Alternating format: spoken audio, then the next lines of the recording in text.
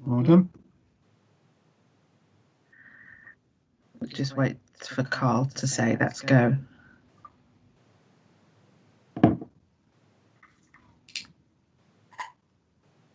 Yep, we're good to go. Thank you very much indeed. Okay, yeah, I'd just like to say thank you very much to Ian for the training session in advance of this meeting, a regulatory meeting today. And the next session we will be looking at, well, not necessarily the next one, but soon we'll be having a look at Gypsy Traveller sites.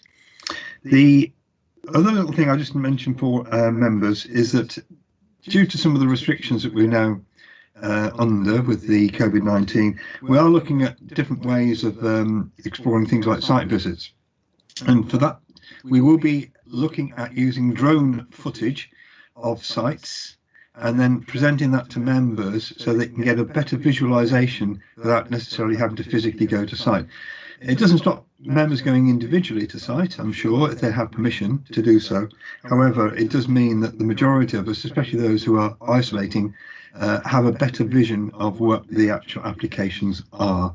So we'll be looking at that one into the future. And the last report in your pack today is a slightly different format. I would appreciate your thoughts and comments on it. I think we all have to understand that the people who don't necessarily attend the meeting still want good information that for them to make an assessment of it. However, it is a shorter format, and I would appreciate the views of the members, please, on that. Right, thank you.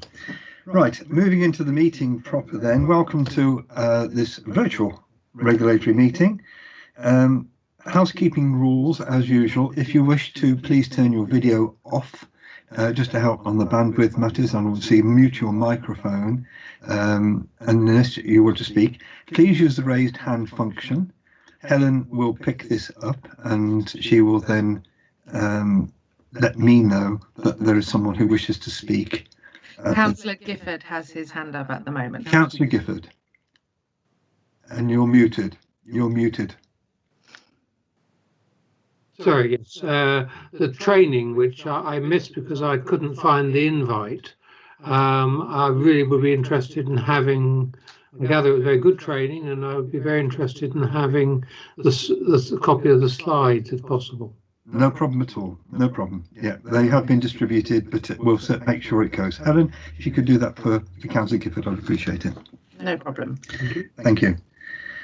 Right, members, this is a normal committee meeting. The normal rules apply, and thank you very much for adhering to them previously. We are recording. Okay, now then, I'd just like to, before we move further into the meeting itself, well, first of all, basics. I'm chairing the meeting, Mark Cargill. Helen is assisting from Democratic Services. Ian Marriott from Legal is supporting me. The case officers will introduce themselves prior to the applications, and we do have the chat function. Please use the chat function specifically for this meeting's items, please. Thank you. Right, now then, Helen, is Jasbir around? Is she down? Yes. Oh, first of all then, welcome, Jasbir. Have you got your voice on or your video? Are you there? Yes, hello. Hi, Jasbir, welcome. Thank you. I was so pleased that you could make it. I just wanted to say, first of all, thank you very much indeed for helping us out. Now, Jasbir is retired, and she'll no doubt tell us her plans, assuming she can get out of lockdown. And I appreciate now that you've been working at county for quite a long time. I'll let you tell us how many years. But I would just like to say, from a personal point of view, thank you very much indeed for all your help and support over the time I've been a councillor at Warwickshire County Council. I found your wealth of knowledge on regulatory matters and planning matters to be invaluable, and your support and good guidance has been especially useful, especially as a chair as well. So I'd just like to say thank you very much indeed for all your time, your support, and the effort you've put into it. Over to you, Jasmine.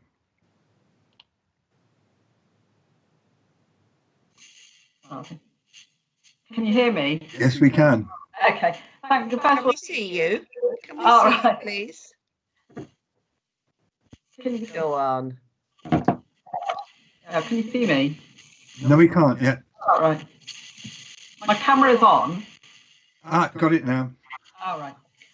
First of all, thank you very much for inviting me. I really appreciate being able to say thank you and goodbye. See you. I live in Warwick, but see your members at some time if I bump into you in the square or so on. Obviously, I've been working at County Council for over 30 years, and obviously I've seen a number of changes and developments. And but one thing in common is that members and officers have always worked together to get the best interest of the Warwickshire residents, and that's a key thing. It doesn't matter what side we're on, members are on, but that's always been the key constant. And I appreciate all the work that everyone does, and we're all a part of one team. And I particularly appreciated all the help that Ian Marriott and the successive chairs and the advice that's been sought, and it's always been sought at the right time when you needed it. But members have always made a good decision on balance. Really, I've not regretted or thought that members got this one wrong. So anyway, so that's where I am. In terms of my plans, lockdown, great. I did manage to get away. Just before, about 2 weeks ago, I went to Corfu and for 10 days, and it was lovely, nice weather, really hot. And I did bumped into one of the TV stars living there as well on holiday, James Nesbitt. He's lovely with his girlfriend. So, but obviously in the current lockdown, there'll be lots of gardening and DIY, like everybody else. So that's where I am really. Okay. And you were thinking back to Canada, wasn't it, or something? Yes. I wanted to go to Canada. In fact, my cousin rang. His son's getting married end of the month, and obviously we can't go because they've got a lockdown, and we can't travel either. It's only business travel allowed, and not social or so on. But I do hope to go next year, sort of travel from coast to coast. Something I've always wanted to do. I've never had a gap year or anything like that. Mm-hmm. So that's one of my ambitions, and it's a fantastic country, so big and open. Yeah. So I do want to thank everyone really for your support and kindness. Well, I think the thanks goes to you, Jasbir. We've appreciated all your help and support over the years. And I think you're absolutely right. I think that's one thing that defines Warwickshire County Council is that we do work together for the benefit of the entire county. So, again, thank you very much indeed. Thank you then. No problem at all. Okay, anyone else? Or sorry, Jasbir, we're back onto our normal meetings now, but thank you so much for all your time and have a lovely, lovely retirement.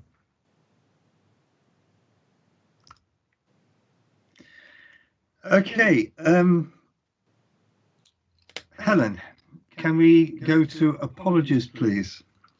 I've had apologies from Councillor Neil Dervix. Okay, thank you for that.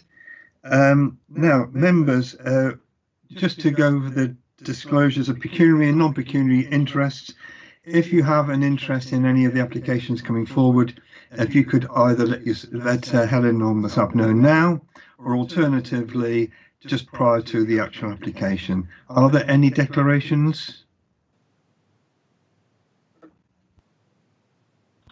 No. Okay then, thank you. Members, the minutes of the meeting held on the 4th of August, are there any comments on that? Councillor Parry.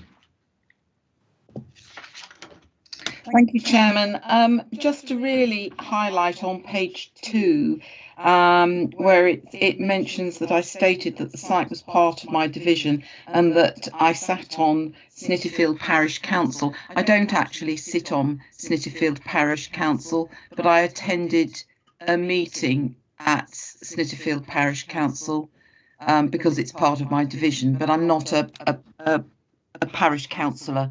I just wanted to make that clear. I don't know whether it could just be tweaked to infer that I attend Snitterfield Parish Council meetings. I don't actually sit on Snitterfield Parish Council.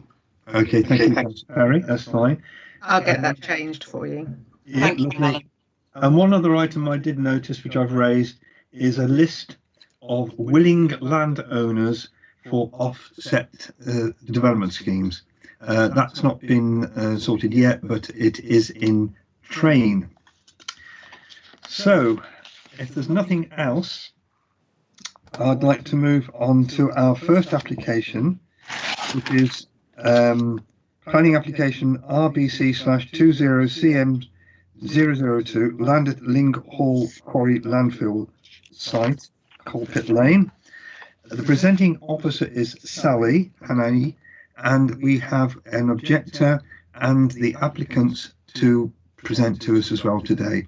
So, Sally, over to you. Good morning. Thank you, Chair. If I can first share my screen with you.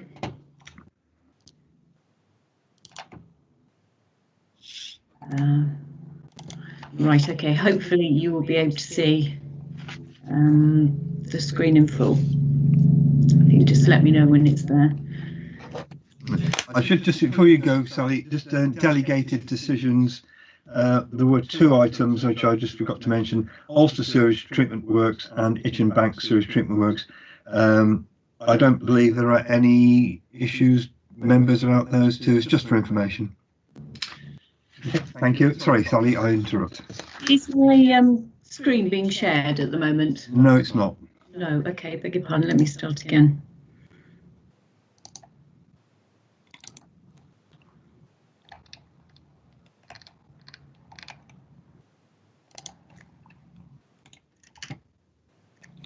Okay, if you can just let me know if that has. Yes, it's on. Right. Thank you, Sally. Okay, thank you. Just start the presentation. Okay. The application is for Ling Hall landfill at Coalpit Lane in Lawford Heath, Rugby. The application site is on the former Church Lawford airfield. The site is located 5 kilometres west of central Rugby and 4 kilometres to the southeast of Woolston village in this location and 12 kilometres southeast of central Coventry. The A45 London Road runs about 500 metres to the south of the site. And if I take you slightly closer, Lawford Heath Lane runs to the east of the site, Ling Lane runs to the north of the site, and Coalpit Lane runs to the west. Again, this is the triangular application site. The surrounding area is mostly farmland with individual farmhouses and isolated houses, together with residential areas at the Rylands and the Crescent, both to the east, which if I just zoom in, the Rylands is here and the Crescent cul-de-sac is in this location. Lawford Heath Industrial Estate is partially surrounded by the landfill site, that's this area here. There are other commercial uses adjacent to the site at JK Timber Yard to the south. There's a plant nursery on the western side of the application site, and to the east is a satellite services area. In addition to the landfill, there are other waste uses on the site. These include the road sweepings recycling plant. They're located in this central area. There's windrow composting operation, and there is consent and work has started on an incineration bottom ash plant. That work hasn't been completed, but the development could be completed. There are other waste uses. These other waste uses are included within the current planning application, as their consents are all tied in with the date of the completion of the landfill and the restoration of the site. So any extension of time approved for the landfill would also apply to these waste uses. This application is applying for an extension of time to the landfill. There are other non-waste uses on this application site. In the central location, so if you can see my cursor here, there's a roadstone coating and a concrete batching plant, which are both operated by Breeden Limited. These were associated originally with the mineral extraction on the site, and they are consented currently to remain on site until 2021. These facilities are not included within this plan application. In addition, there's a solar farm was granted consent, and it's consented to operate until 2040 on the restored areas of the site, so in the areas to the side. Development work on this project has been commenced but not completed. So again, there is an approval there which hasn't been fully implemented. This application site is located in the Greenbelt. The proposal itself is for the variation of condition 53 of the original planning consent, which was granted in 1991 for mineral extraction, that was sand and gravel, on the former Church Lawford airfield, with restoration by infilling.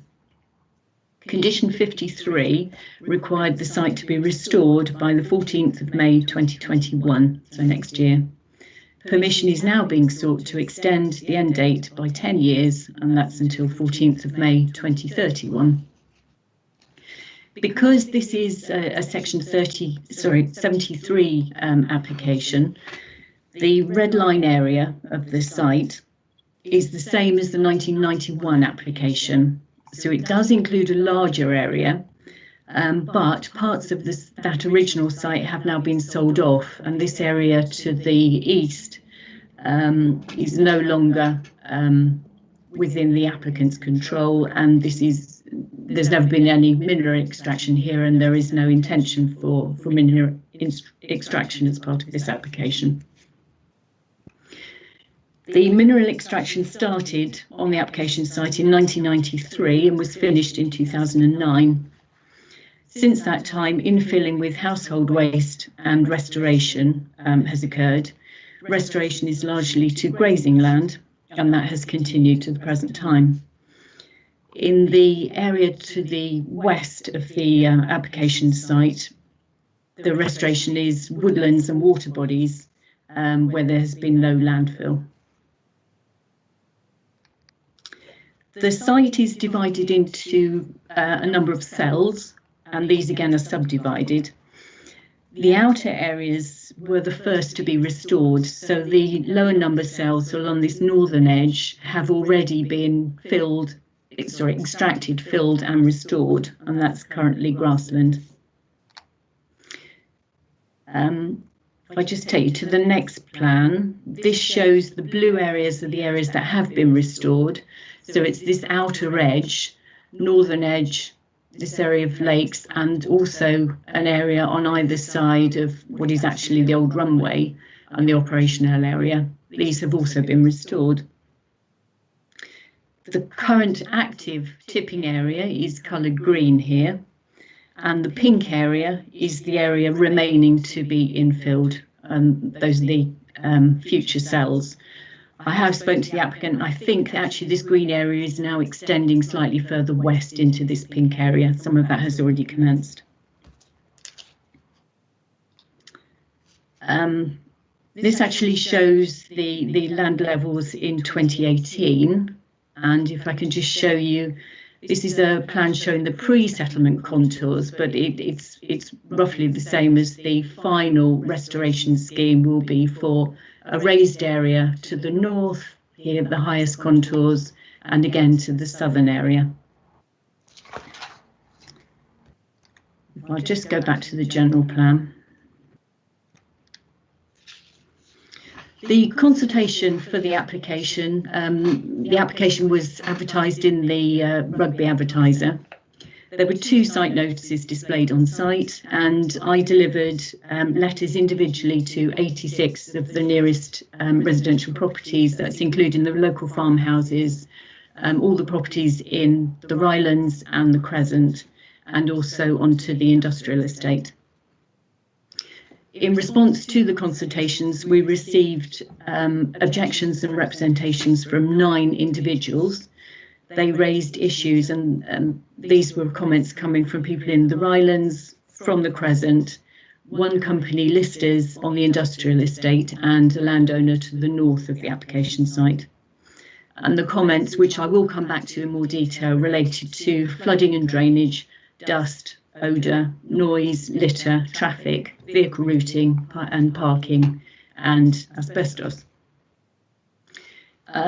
We did receive extensive consultation responses as well, and again I'll come back to these and go through. But if I can just take a look at the policy background first.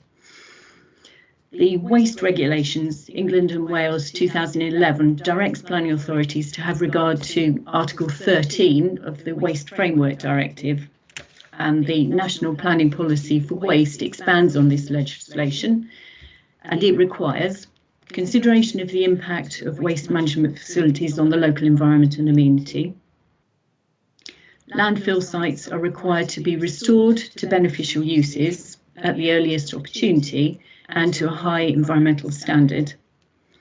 And waste regulations also require that there is an adequate network of waste disposal installations. Since the original approval in 1991, government policy for recycling and driving the management of waste further up the waste hierarchy has had an impact on all landfill sites.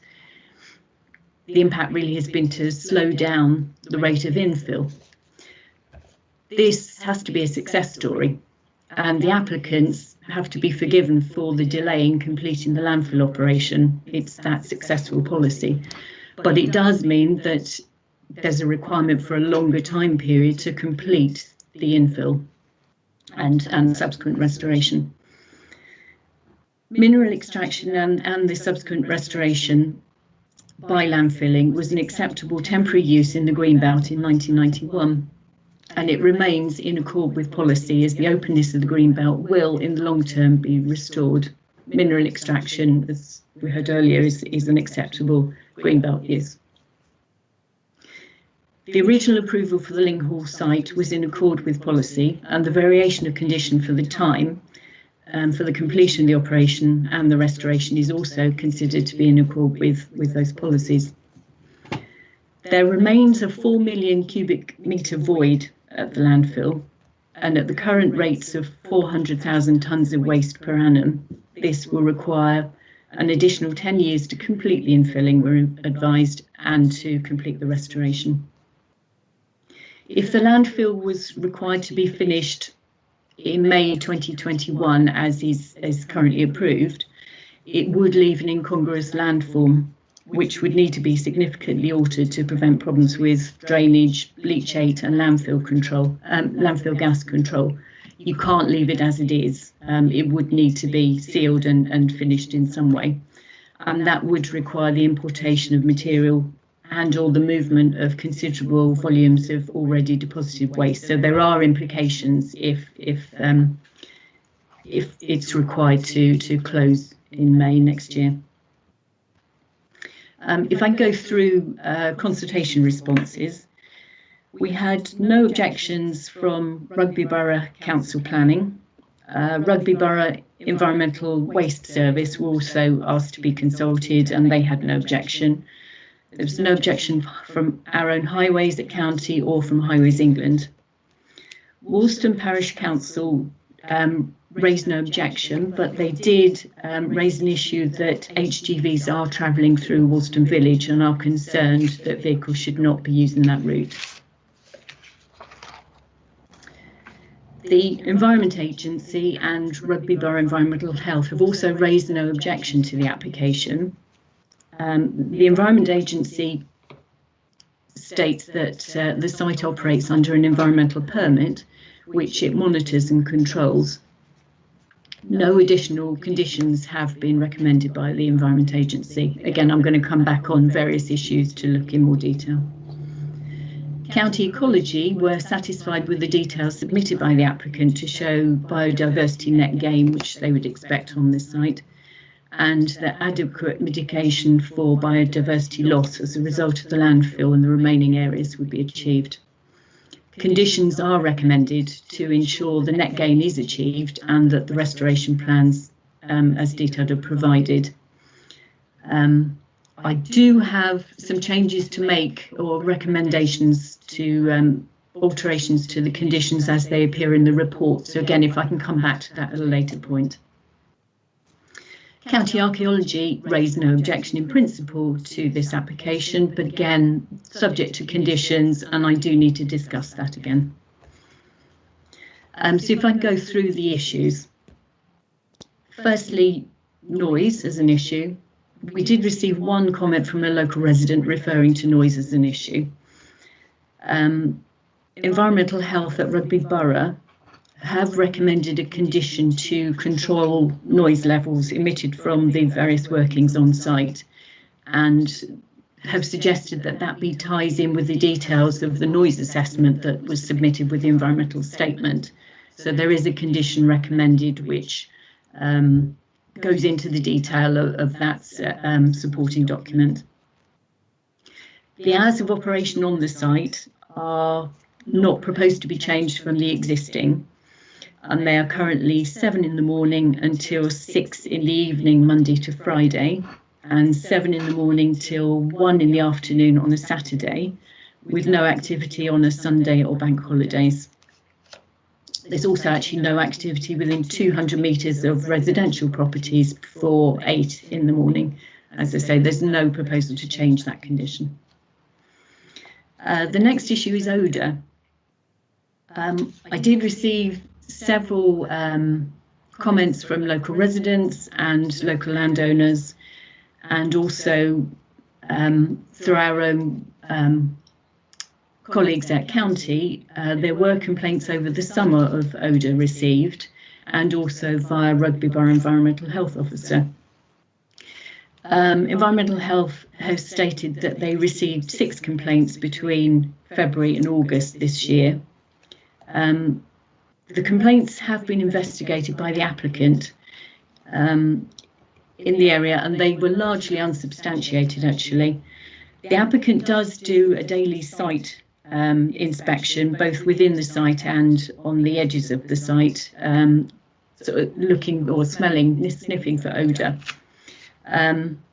Measures are undertaken to reduce odour emission from the site, and these include things like waste is transferred to the site in enclosed vehicles, loads which on arrival do have high levels of odour are covered immediately on site. Workings, the tipping is covered at the end of the day, and things like land gas, landfill gas is extracted from the site. Objectors have asked for additional conditions to be applied to control odour on the site, but odour actually comes under the the EA's permit, and they haven't objected on the grounds of odour and have suggested no additional conditions. Next issue is dust and asbestos. I did receive a comment from the company that occupies the industrial estate closest to the landfill. They had complained to Rugby Borough, I think, about tipping, to the Environment Agency about tipping of asbestos in 2019. This was investigated by the EA, and as a result, Veolia took action and procedures were changed. The EA are happy with that, and there was no objection from them in relation to asbestos. It's been dealt with safely, and there is no requirement again. It's covered by the EA permit, and no further conditions recommended. In relation to dust, measures are taken on site to reduce dust. A water bowser is used in times of dry conditions. the landfill tipping site is covered daily, and there is a condition proposed to control levels of dust. The next issue actually raised was litter. I did have several comments on this. People have complained that litter is coming from vehicles arriving at the site. There is a condition recommended that vehicles are covered. So that also there have been a couple of storms. Obviously, at the beginning of the year, there were some very large storms. I think one in particular caused the site's litter fence to be broken. And as a result of that, there was litter on that fence, which was then released into the surrounding area. I think that particularly caused the problem in January, February. Veolia do send out litter pickers regularly, and I think on that case, they did follow up and pick litter up. Veolia have also advised me that during times of storms and bad weather, if there are high winds forecast, to prevent problems, they do close the site down. And this year, in January, the site was closed for 20 days, 17 days in February and 4 days in March, as a means of preventing that release of litter. Again, the EA's permit does regulate litter, and they do inspect, and there is no recommendation from the EA for additional controls above the requirement under the permit. The next issue is highways and traffic. There were several points raised under this actually. Firstly, the routing of vehicles. Vehicles are required to use Lawford Heath Lane, and traffic should come, I might just go back. Sorry, if I just find, okay, the entrance to the site is at this point here. Vehicles should travel and turn left out of the site and travel down Lawford Heath Lane at this point and join the A45.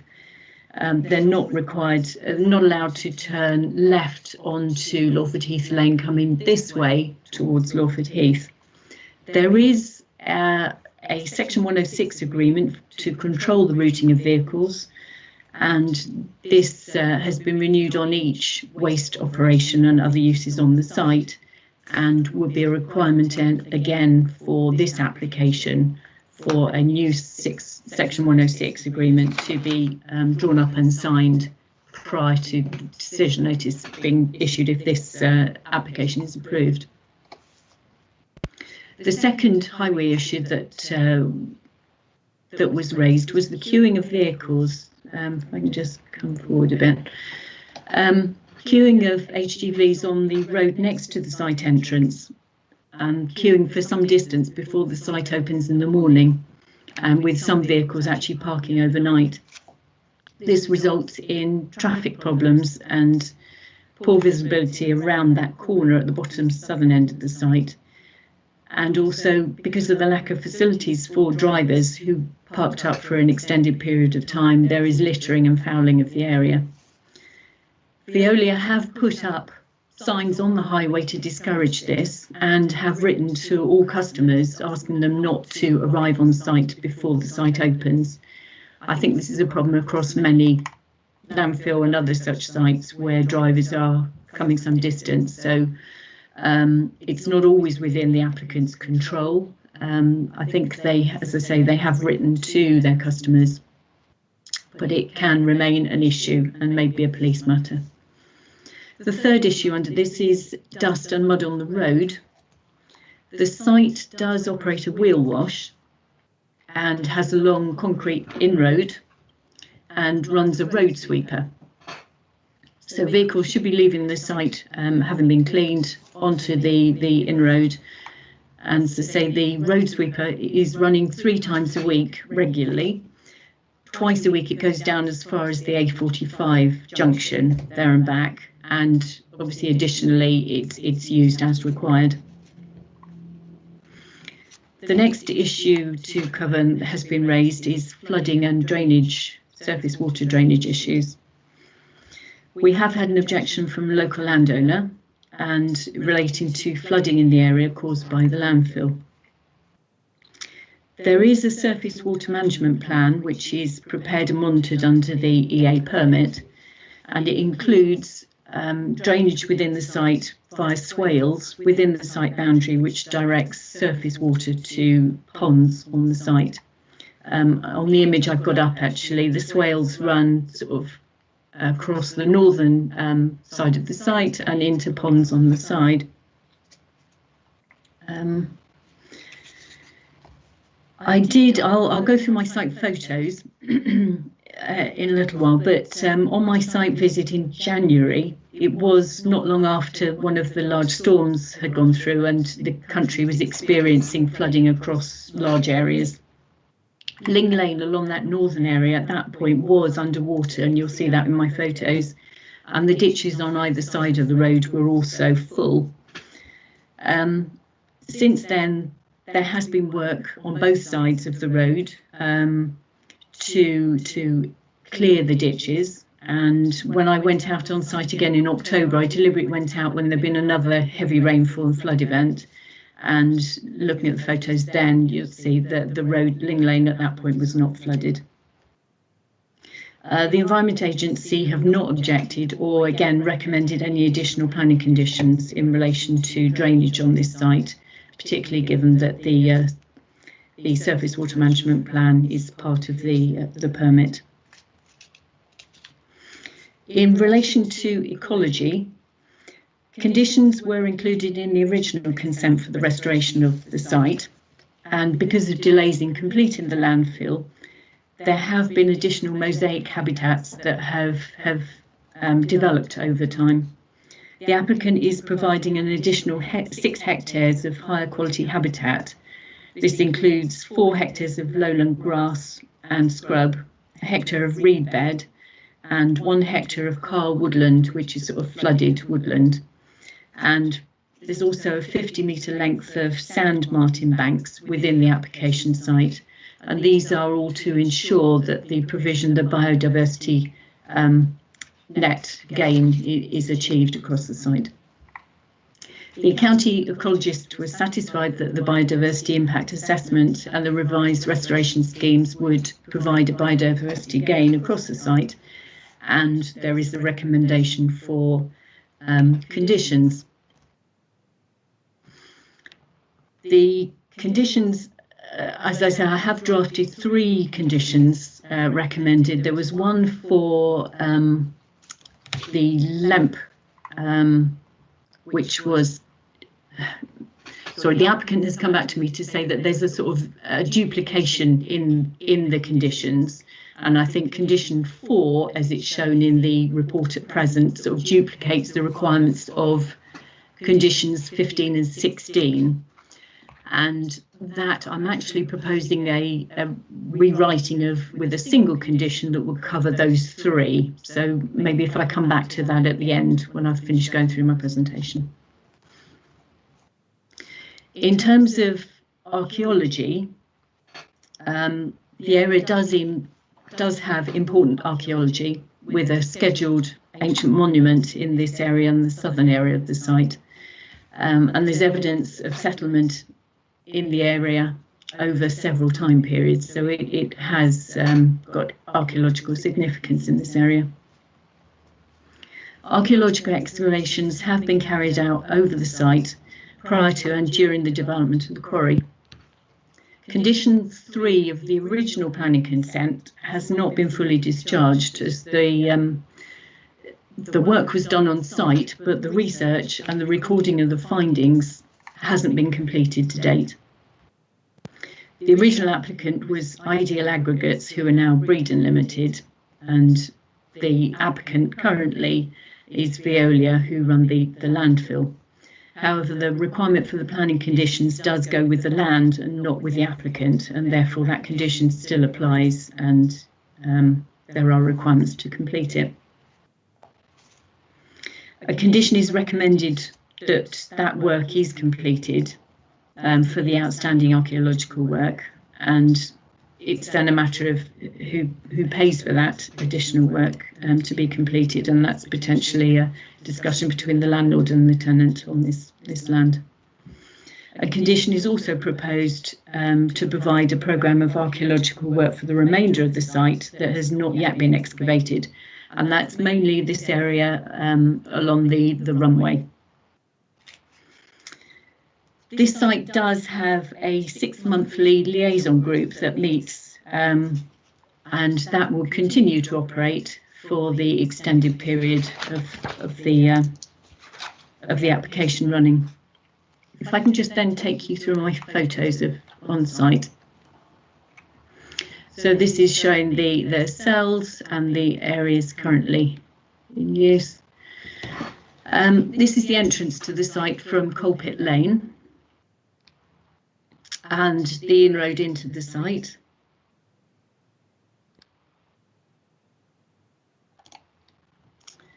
This is looking back towards Coal Pit Lane. So the concrete inroad in. The land to either side, this is looking up the line of the former runway. So we're looking north-south at this point, and you can see the land on either side has already been restored to grassland, and it's this central area which is still in operation.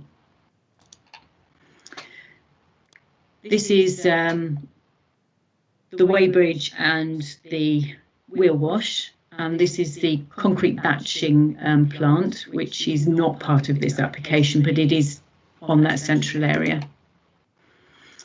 Again, concrete batching plant. And beyond that is the roadstone coating plant, again, not included in this application.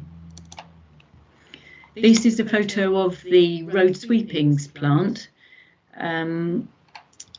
This is taking waste in that's obviously swept from the roads across the county and other counties and brought to this site for sorting, and some of the materials are then used for the completion of the restoration of this site. This is the trommel for the road sweepings. You can see I was there. This is in January, towards the end of January, when the storm had there was obviously lots of local flooding, and part of this site was underwater as well on the hard standing. It's a photo of the windrow composting. And this is the lagoon to the north of the windrow composting that it drains into. This is a view across the area that's currently in operation, or is the future landfill cells. So I'm looking, this is at this point the sort of northern area of the site, and this is the current tipping face. So again, scanning across the site, it'll be working towards us where I'm stood here on the line of the old runway. This is showing I think this is an older photo actually. No, sorry, I've zoomed in on this one, and this is showing the lining of the landfill cell. This is an older photo I've taken when I was on site previously, and it shows the base of the landfill cell just as it's starting to be tipped. This photo is taken from along the northern edge of the site, close to Ling Lane, and it's the swale that is part of the surface water management, and water drains from here, moving away from where I'm stood here, and leads to a pond on the eastern edge of the site. This is a restored area, part of the northern section of the land that has already been restored. Because I went back on site in October, I've taken some photos to compare the water levels. So this again is the same swale. I'm actually looking in the opposite direction at this point. But again, the water levels here are fairly high. If I go back, that first photo, that was in January at the time of flood, and this is in October. Again, this is a January photo showing the level of water in the swale. This is Ling Lane in January, and you can see here the water across the road, and this is the ditch to the northern side of Ling Lane, and this is the ditch on site. And from my site visit in October, there again had been flood events locally, but the road was not flooded at this point. I did then take some photos. This is the drainage ditch on the northern side of Ling Lane, with work that's been done since that January photo, with the landowner on the north has cleared the ditches and drainage. And similarly on the Ling Hall site, they have done some work to clear ditches and to, I think at this point they've put a slight bund. That doesn't carry all the way through though.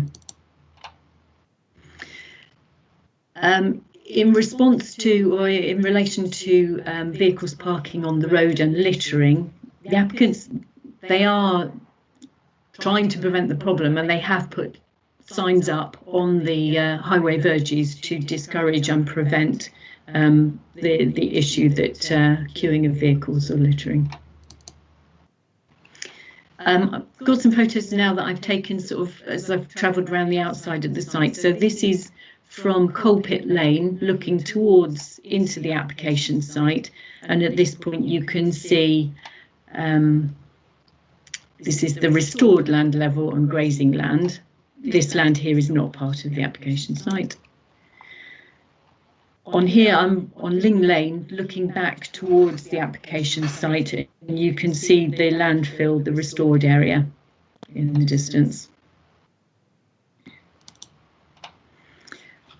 I'm driving here further down Ling Lane, and this is much closer to the boundary. Ling Lane at this point then turns a sort of 90-degree left and runs along this boundary.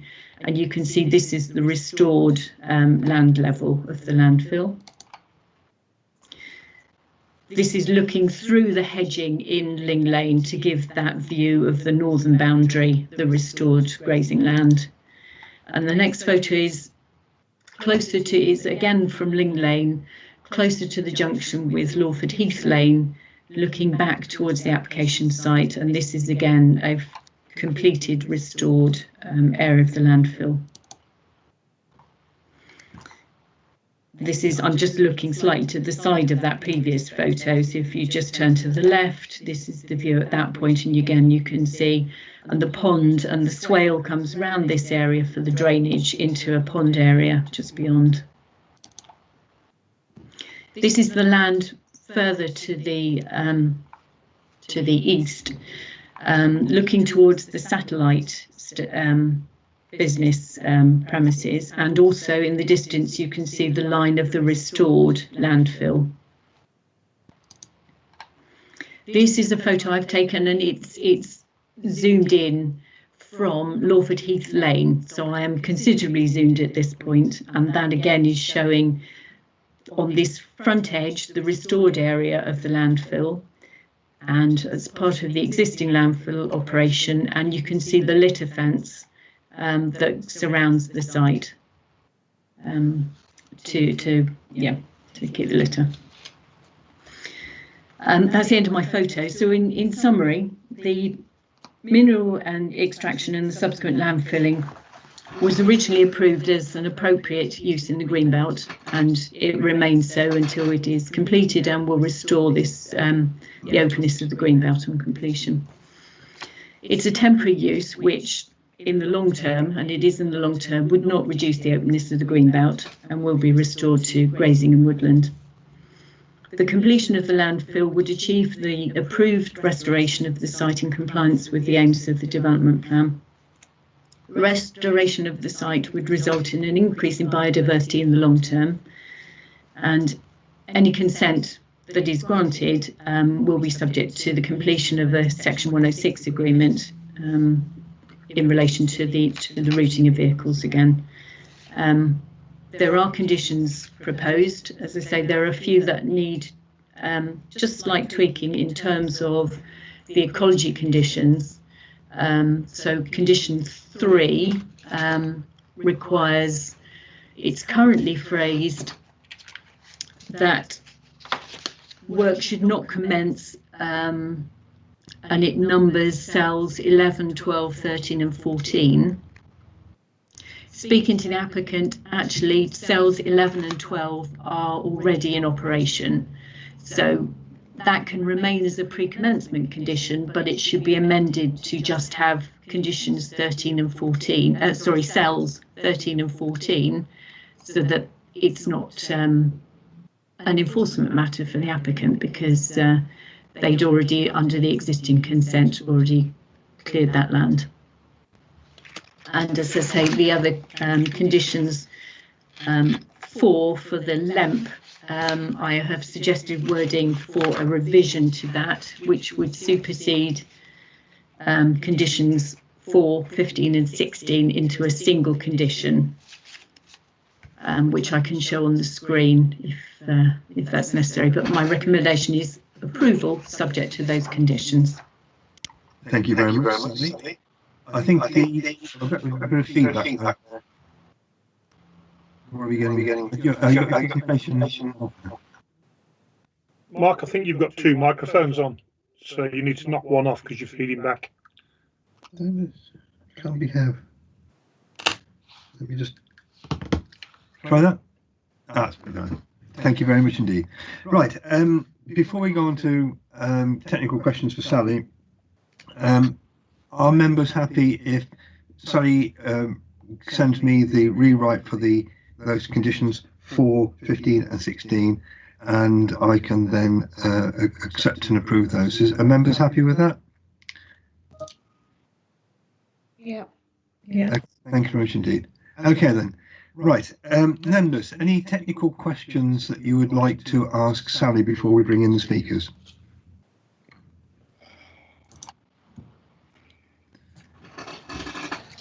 We've got, first of all, Dave Riley.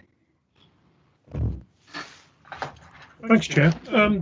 Sally, there's a lot of information there which are sort of trying to be taken in, and I'd be really grateful initially. I've got a couple of 3 questions, but can you just be clear with me about what area of the site is subject to the application? Because I'm looking at the red map boundary in the pack, but Sure, when I'm looking at what you've presented, I think that a substantial amount of that red line boundary is either part restored or restored. So I'm currently not clear about the exact location we're talking about.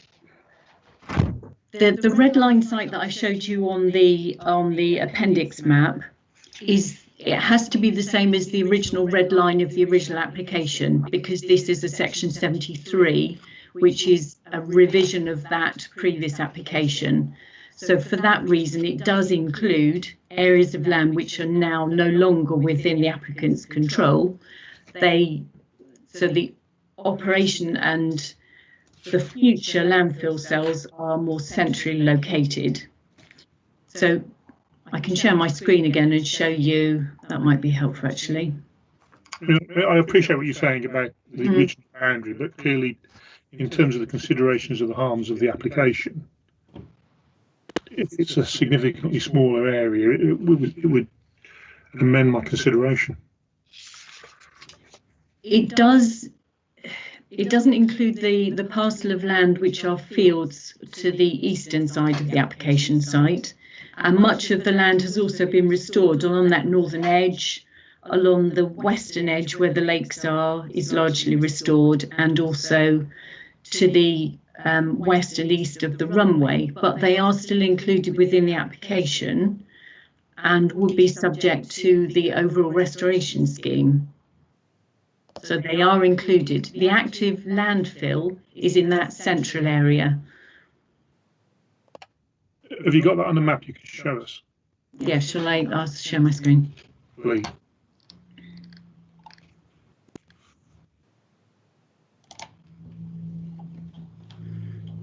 If you can just let me know when you can see it. We can see the screen, but we can't see the map.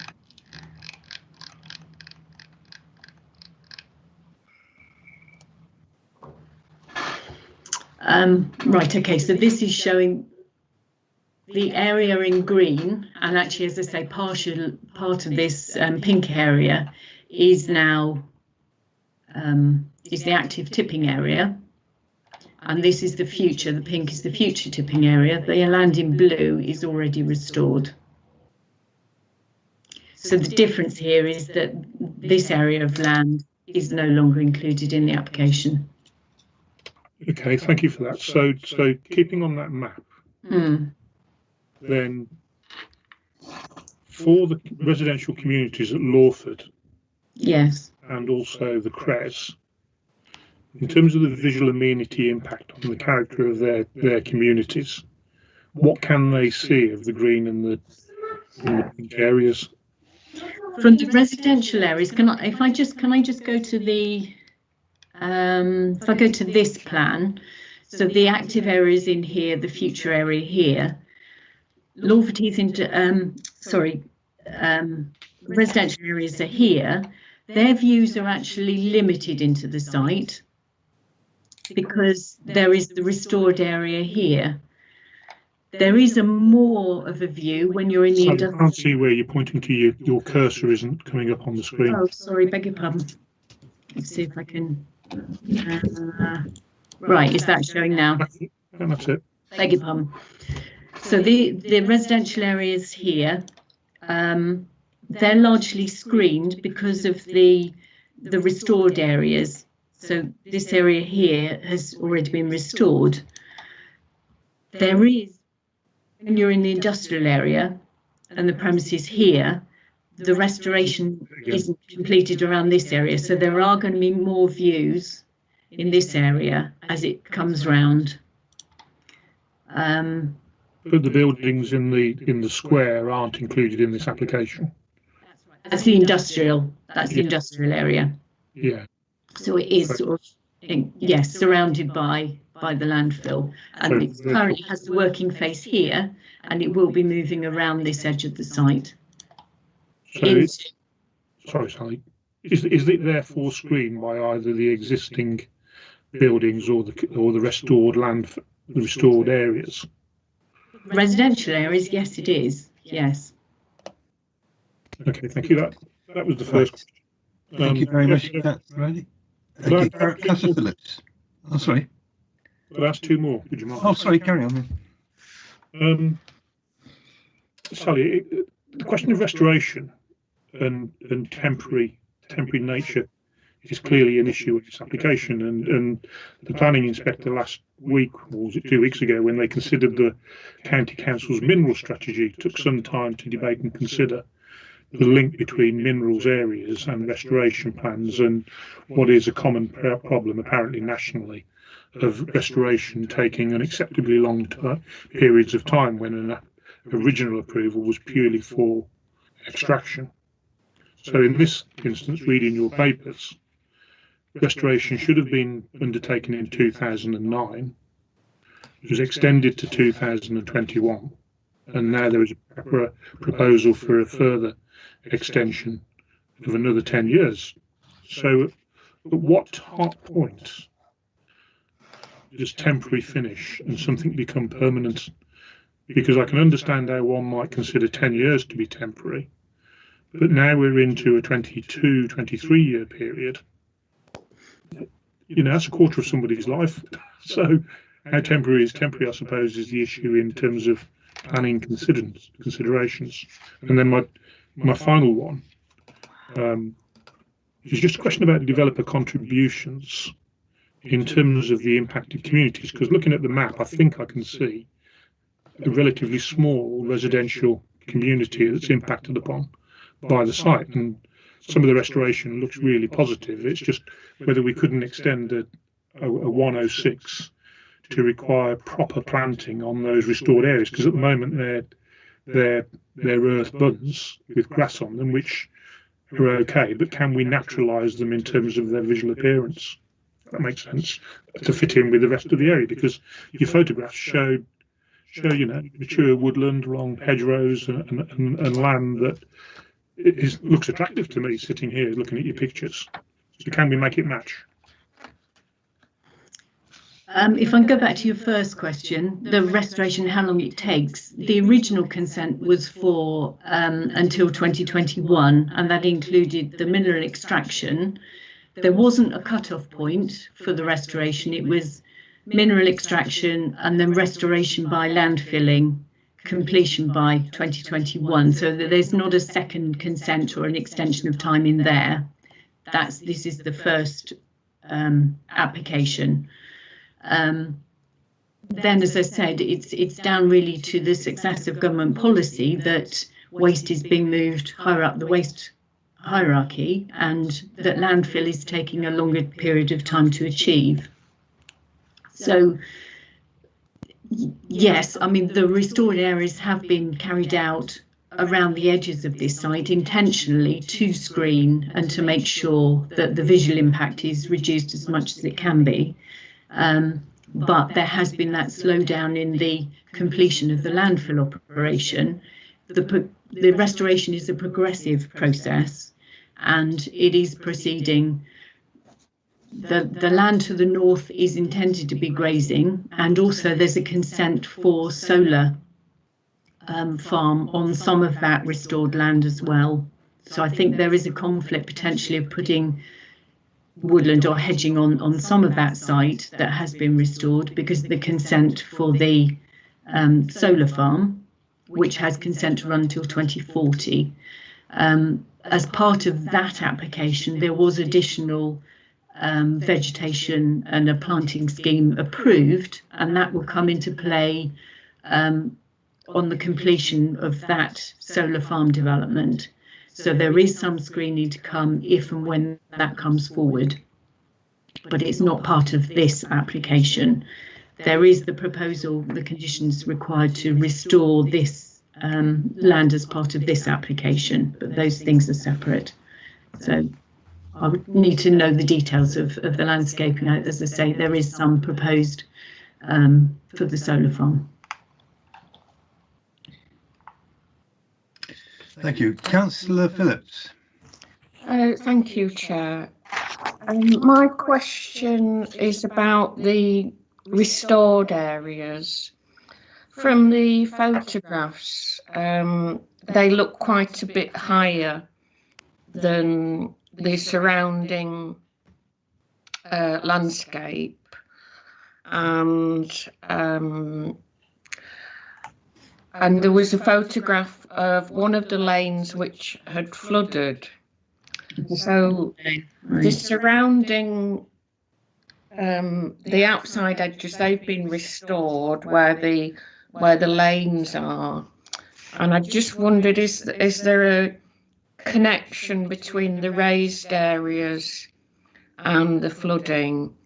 And if so, is it will the central area that we've got that we're discussing now, if that is raised as well, will that contribute to further flooding? Thank you. As a result of the land filling, the land level is raised. So there is a difference in ground level.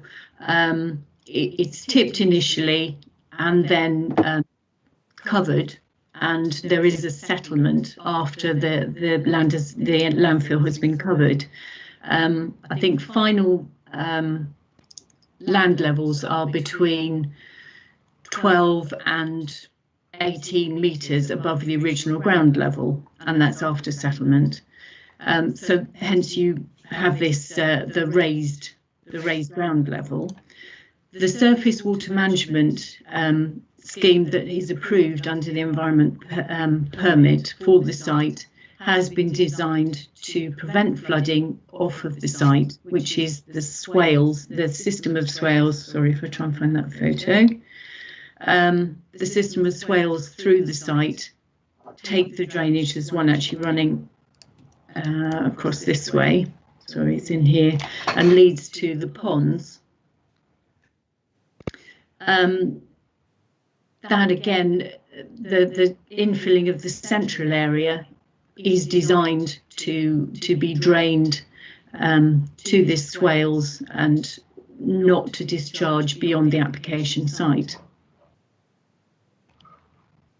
So, Sally, do the photograph that showed the flooding, can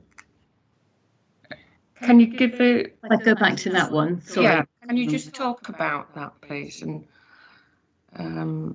could that area be managed better?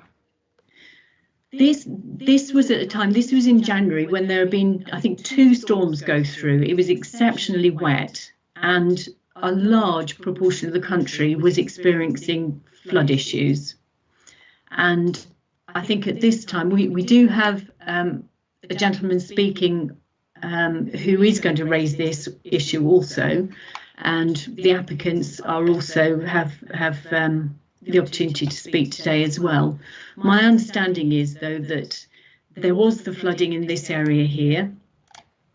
The drainage ditches have, though, since been cleared, and the swale on this side has, if I go further onto my photo, here, this is also in January, this photo, and that shows the swale within the application site. So the flooding is on this far side, it's on the right hand side of this photo. This area, it's not coming from the landfill. There is, and since that photo was taken, the drainage ditches have been cleared, and again, following another rainfall event, there wasn't water in those ditches. And again, I deliberately went on and had a look at the swale at that point, and again, it was running clear. So this is the swale again in October, and again, the water levels are no higher than they were in January. Okay, thank you, Sally. Councillor Parry. Sorry, I hadn't raised my hand. The question's already been answered. Sorry. No Thank you. problem. Thank you. Councillor Warwick. Thank you, Chairman. I've got 2 questions on this. I don't know if they can be answered. One, we've touched upon the flooding and the ditches. I spoke to Councillor Timms, it's her patch, Yeah. about this application, and yes, flooding has been an issue there. It's all well and good the ditches around this being cleared and this sort of helping alleviate the problem, but can we have some assurance what we can do to make sure that these ditches and waterways remain clear? Otherwise the problem's going to come back. And the second issue is around littering. I believe that it has been a problem, both from the fence being down, which is accepted in the report, and around the vehicles parking on the road. And this has had the issue of litter blowing onto adjacent landowners' land and them having to clean it up. And I just wonder if there's anything further that we can condition around this to protect the adjacent landowners. Thank you, Chair. If I talk first, the littering, I understand that the applicants do go out and litter pick. In terms of going onto somebody else's land, I know in the past they did advise me that they did go onto farmland to the north, or they offered to, and the previous owner of that land didn't want people picking litter from there, and they actually paid, I think, somebody to go in, or paid for that landowner to have somebody clear litter from the land. Littering is covered by the EA permit, and I haven't got any condition recommended by the Environment Agency to add more conditions, to add more control. We're told in the MPPF to leave to the correct authorities and not add further conditions for matters of permitting, and I've got no direction from either Environmental Health or from the Environment Agency to add more conditions in this case. In terms of the flooding, sorry, I can't recall your question properly. Sorry, can you just ask that one again? Yes, Sally, you're correct that the ditches being cleared has sort of helped with this. What can we do to ensure that the ditches remain clear moving forward so the problem doesn't come back? I mean, these are ditches beyond the application site. The swale, as you can see in my photo here, is clear. That's within the application site. And again, this is a national problem, but this is on the public highway. It's not, I think, an issue necessarily coming from, or I'm advised it's not coming from the application site by the Environment Agency. They again were satisfied with the drainage on the application site. It is then down to whoever owns stretches of land that maintain that the highway ditches to ensure that it is kept clear, but I don't think it can be conditioned as part of this application. Thank you. Councillor Simpson-Vince. Thank you. My question's around the time frame on this, the 10 years. Just wondering, is that a 10 years and it might be sooner, or is that 10 years and we might come back again? Because obviously that's a massive impact for the local residents and businesses. They've been there since 91, so yeah, it's kind of, and I appreciate that the amount of materials going into landfill has slowed down, but I'd just be curious as to how we've got this 10-year time frame. I think because of the void space that is remaining, 4 million cubic capacity, and the rate of current rate of infill being 400,000 tonnes per annum, they've done that calculation, and then adding time for the restoration is calculated to be 10 years. I couldn't guarantee, or we can't guarantee, that it will, entirely be completed in that time. That is the aim, that it will be, though. Legislation is, the policy is requiring that landfill sites are completed at the earliest opportunity. If this is left with the hollow in the middle, it does cause other issues. So it does need to be, there needs to be completion to make the landfill no longer an amenity issue, whether it's granted approval of the 10-year extension or not, and then to go beyond that time. I would think from the calculations, they've asked for the 10 years to complete the landfill and the restoration.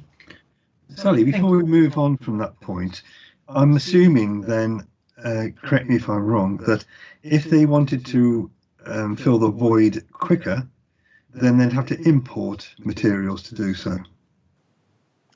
They already do import materials. This is a landfill, so yes. But if they didn't get a consent now to complete the landfill with the household waste, they would still need to import material to make the site safe, and to ensure that it doesn't flood and it doesn't cause issues of drainage or landfill gas escape, because the profile of the site at present is not such that it could be left in that condition. So even just to make the site safe, it would still need the import of material, yes. Okay, thank you. Councillor Rickards. Thanks, Chair. I'm going to mention odours. Yeah. We're told that there's an odour assessment associated with the current application, although I'm not clear what's involved in that. But we're also told that there are odour checks, quote, that happen daily and conducted by, quote, site personnel. Yeah. It seems to me that there should be some guarantee, maybe by condition, of a more objective test of odours and a more ongoing systematic check.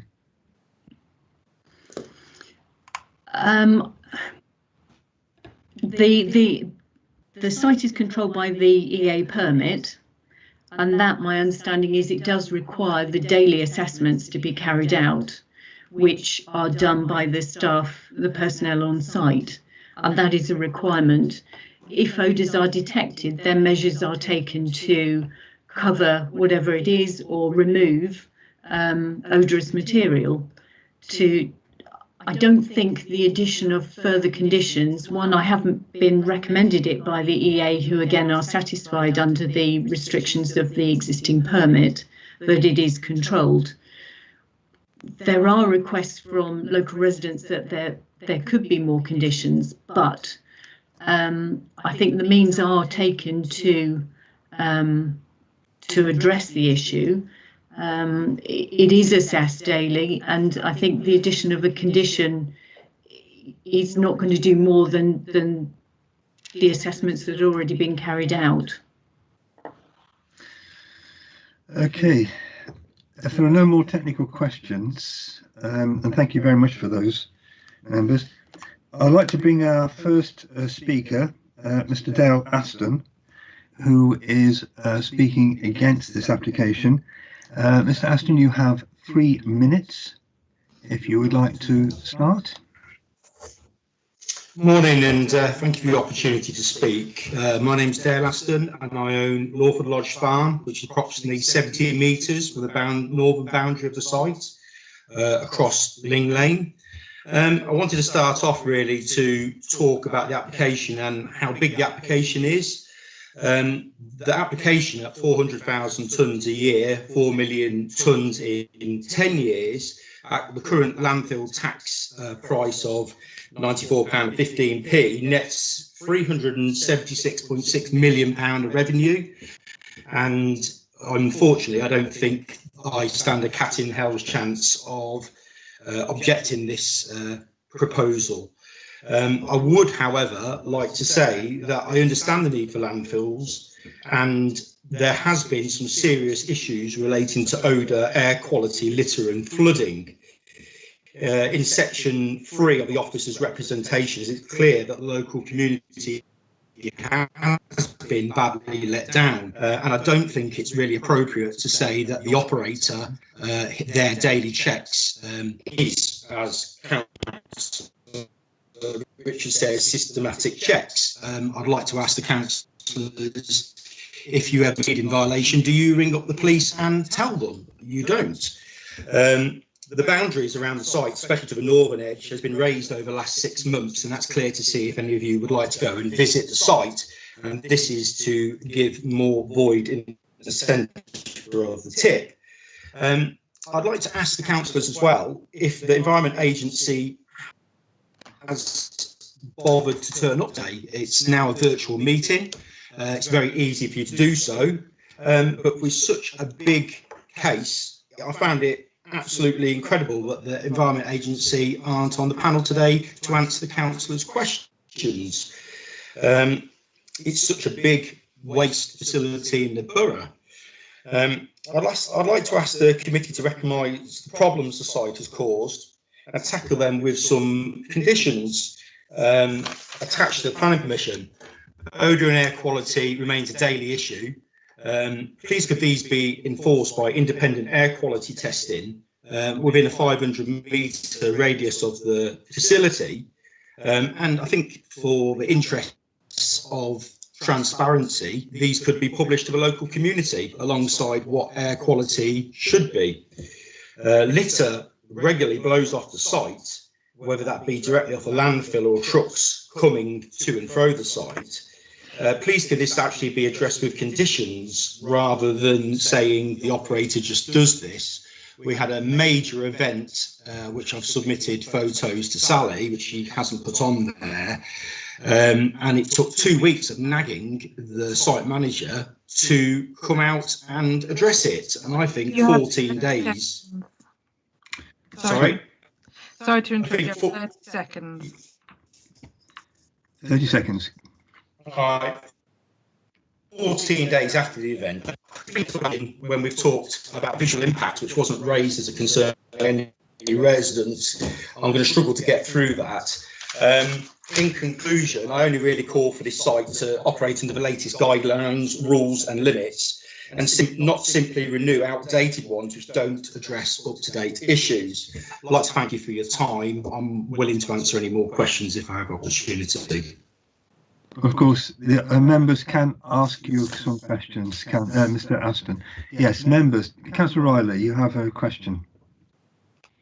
Thank you, Chair. I struggled with Mr. Aston's presentation because he kept breaking up as he was speaking.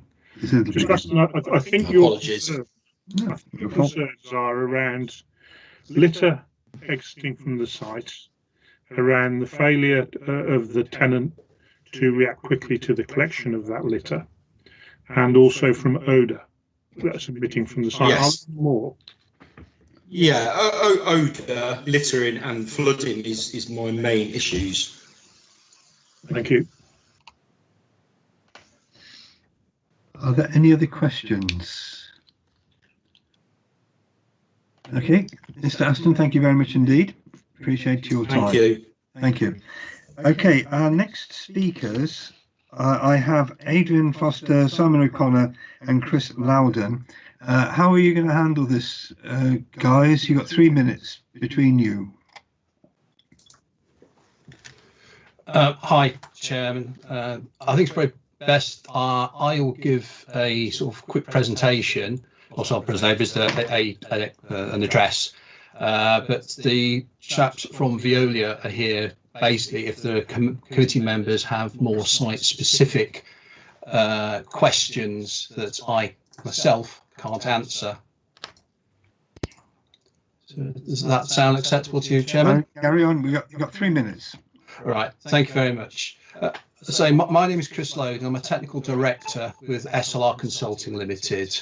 The application before you is for the continued use of an established landfill site to allow the approved restoration profile to be achieved and enabling the site to be assimilated into the landscape. Although noting that landfill is at the bottom of the waste hierarchy, Ling Hall still plays an important role to the management of residual waste, waste for which no further value can be obtained from and no other facilities in the area can manage. With the closure of other landfill sites, Ling Hall has become a regional importance. At a local level, it provides employment opportunities and supports many local businesses. Economic and social aspects aside, policy recognises that environment and communities need to be protected from unacceptable impacts. That is why the planning application is supported by a comprehensive environmental impact assessment to objectively and clearly identify issues and report the environmental effects that the continued operation of the landfill would have. Through the planning process, consideration has been given to the assessment work we undertook by officers of the council, the borough and other bodies such as the Environment Agency. Through this process, we've been able to address issues raised to allow such consultees to raise no objection to the proposals. Not uncommon for minerals and waste applications, objections have been raised by local residents. These matters have been fully examined by the applicant and the council's officers, with detailed consideration provided in the officer's report to committee. These objections are not sustained by the environmental impact assessment or the consultee's analysis of the application. Moreover, the level of the complaints are low, and on investigation, the vast majority have not been attributed to the landfill operations. The applicant recognises its role in the community and seeks to minimise the environmental effects of its operations. It investigates all complaints. It holds local liaison meetings. Moreover, the site is heavily regulated by the county and borough councils and the Environment Agency. To summarise, therefore, a detailed environmental impact assessment has been undertaken. There are no technical objections to any aspect of the development. Whilst it's recognised that there are objections from interested parties, these can be met by conditions as recommended by the officer or are controlled by the environmental permit. The development is fully in accordance with national and local policy. I would therefore close by commending the planning officer over the preparation of her report, the conclusions of which we support and agree with. We would therefore respectfully ask members to support their officer and grant planning permission. Thank you very much for listening. Thank you very much.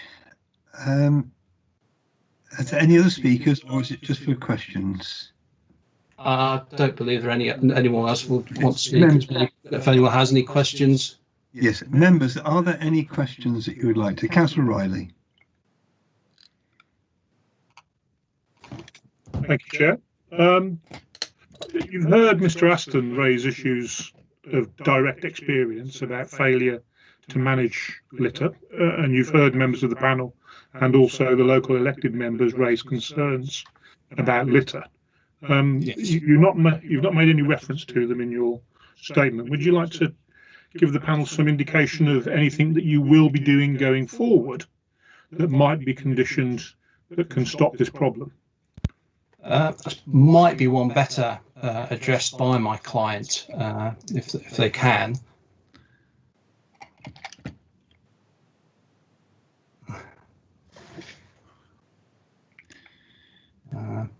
You have someone? I don't know if I think they're on the line. And who are we looking at? I think either Adrian. Adrian or Simon? Simon unfortunately couldn't make it. Okay, Adrian, are you around? Can you hear me? Yes, we can. Thank you. Yes. Okay. I'm the actual sort of development manager, so not actually based at the site.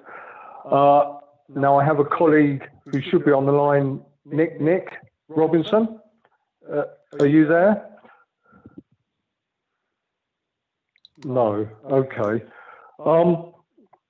Right. In terms of, I'll do my best to answer the question then. Say, in terms of the litter incident referred to earlier this year, there was an extreme weather event with one of those storms that actually damaged the litter netting. Now, the idea of the litter netting is to prevent litter leaving the site, and the force of the winds was so strong that it actually bent the metal uprights holding the nets. So it was a very unprecedented event. Now, following that, I know my colleagues at the site did arrange to send people out to collect all that litter. Now, clearly, you know, putting aside these extreme weather events, the litter netting does actually function and function well. Now, if we have any concerns about whether it will, we will actually close the site. And as the planning officer mentioned in her report, earlier this year, the site was closed for some considerable period of time because we were concerned about litter leaving the site. You know, we do get winds from time to time, and if they're too strong, then we will close the site. If any litter does escape, which we want to try and avoid, admittedly, then we will put steps in place to go and collect it and clean the area up. Thank you very much. Are there any other questions, members? Mr. Aston's been very helpful there in showing us some litter. Very effective, thank you. Okay, thank you. I'm going to move on now. If there are no more speakers, I'm going to pick up one point. Sorry, Councillor Riley. Oh, Chair, myself and Caroline have got our hands up. Sorry, you're at the top of the list. I apologise. Chair, could I ask the applicant as well about the management of odours? I know that odours go with the flow in terms of waste management and recycling sectors. But are there any other options that could be picked up and to help mitigate the impact of these? And I know we've had a really warm summer and it's been a wet one as well, a wet year as well. But is the applicant, in the same way in terms of the question of litter, is the applicant able to propose anything that the board consider that would mitigate the impact on the neighbouring community? Because the one thing that sticks out with the map is it's a really small residential neighbouring community, which feels to me as though that should be manageable going forward. I can start. I don't know, maybe Adrian will chip in if I miss anything, but I mean, odour management is an integral part of the environmental permits and controls thereunder. I mean, daily inspections are undertaken, but not just, you know, once a day. They're undertaken constantly. So as material is tipped at the face, if it is, you know, excessively odorous, then it is, you know, immediately buried. and covered over with inert daily cover materials. Inspections are undertaken not just of the landfill itself, around the gas wells and also around the leachate holding tanks. Basically, any potential sources are investigated. Odour assessments are subjective. It's not like a noise assessment where you can go out with a particular meter. And of course, everyone's particular, our noses all pick up different smells and characterise them differently. But controls, and operations are undertaken regularly by site management, and as they walk the perimeter, they are undertaking, basically smelling for odours, which would be sort of down, as you walk around the downwind of the site. Thank you, Councillor Phillips. Thank you, Chair. I just want to return to the litter issue. Because the issue of the wagons wasn't mentioned. Can you guarantee that they are now all covered? Thank you.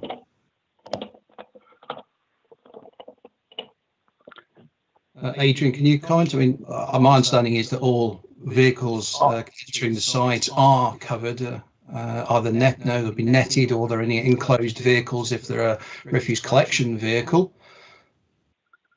I'm struggling to hear the signal properly. It keeps breaking up, but I think can you confirm that the question related to the covering of vehicles bringing waste into the site? Yeah, it's litter emanating from vehicles arriving at the site. Right. I mean, most vehicles are sheeted. If they're full of waste, there's a requirement for the vehicle to be sheeted. A lot of the vehicles that visit the site aren't our vehicles. They're third-party vehicles. And whilst we can give instruction to make sure that anybody turning up at the site is properly sheeted, sometimes that is outside of our control.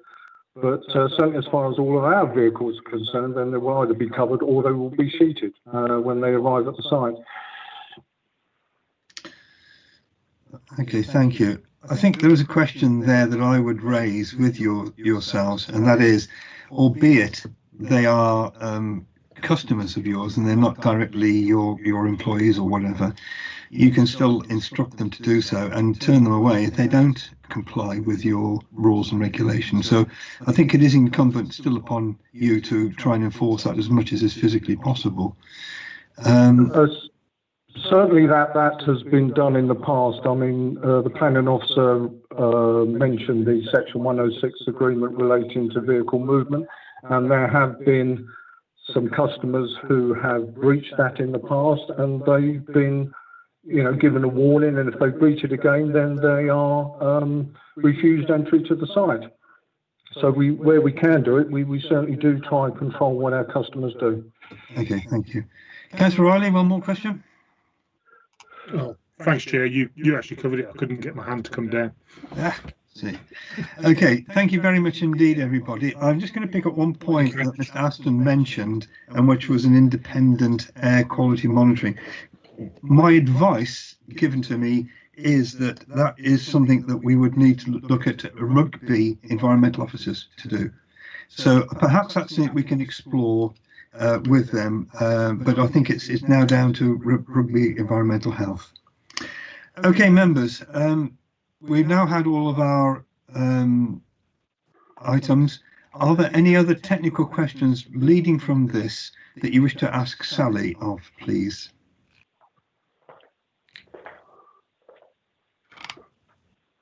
If not, I'm willing to go into debate. So who would like to start off? Councillor Rolfe.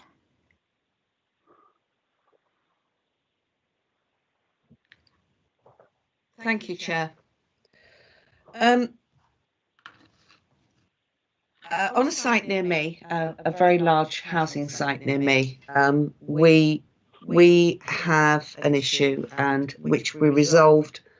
It's an issue with lorries going down the wrong road where they shouldn't be going. entering the site from the wrong direction, leaving the site in the wrong direction, which clearly is an issue because I'm reading page 22 and 23 that they are using a lane that they shouldn't. Now, on the site that is near to me, and it is a housing development site, the applicant, or rather the developers, have taken it upon themselves to give a warning, and it's then followed by a fine. And that fine, that money has been accumulating over the last year and will accumulate, and it's going to go back into the community. It's going to help with, putting picnic benches, planting trees, etc., etc. The community make that decision, and I wondered whether, because it clearly is a problem.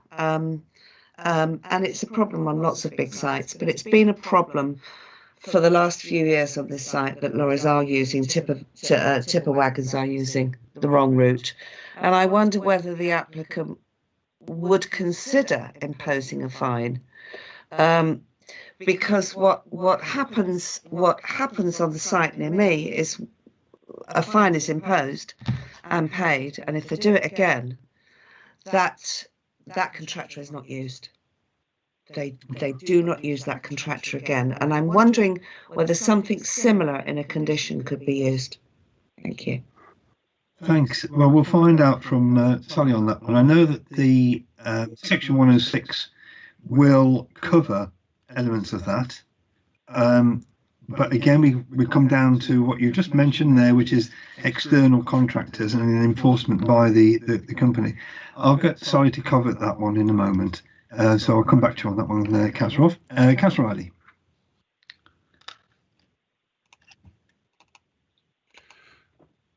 Thank you, Chair. I think it's a really interesting application, isn't it, in terms of debating it, and contains many challenging issues, not only relating to the restoration of mineral quarries and the tightness with which the County Council sets restoration conditions, but also the determination about how we enforce them or how we extend them moving forward. Without doubt, there's been a lot of information passed today that I think I'm managing to keep up with. My own view is that we need some tighter conditions around the applicant to do with, first of all, to do with the litter, and then potentially to explore options around the odour.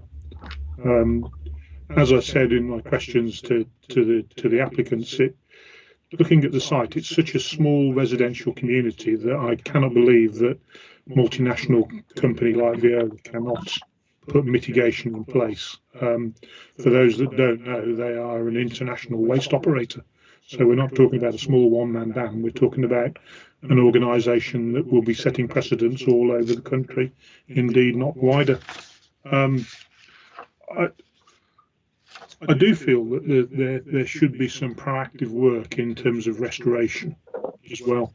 The restoration that's been done, that's shown in terms of Sally's photographs, looks good. It just needs to be clear. We need to be clear about progressing it with more appropriate planting, not only to shield but to do the ecological offset. Because again, looking at the maps, this is a countrywide, a rural site, and it needs to fit into the character of that site in terms of our planning considerations.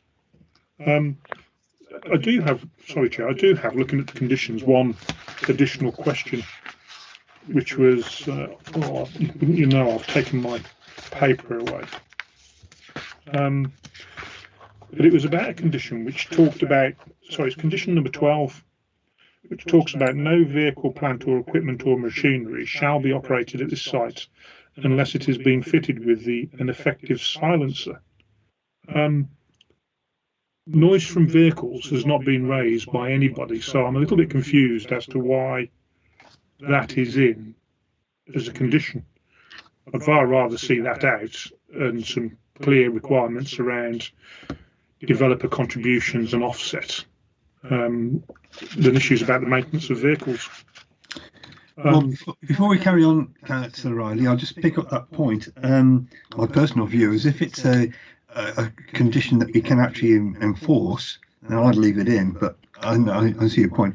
I'm just going to pick up, I'll ask Ian Marriott to come in on a couple of the points you just raised there, because obviously we've got to make sure that A, have we got the conditions already in place, and B, can we legitimately change the conditions, enforcing them, and so like that. So, Ian, would you like to comment on a couple of points that Councillor Riley's made, please?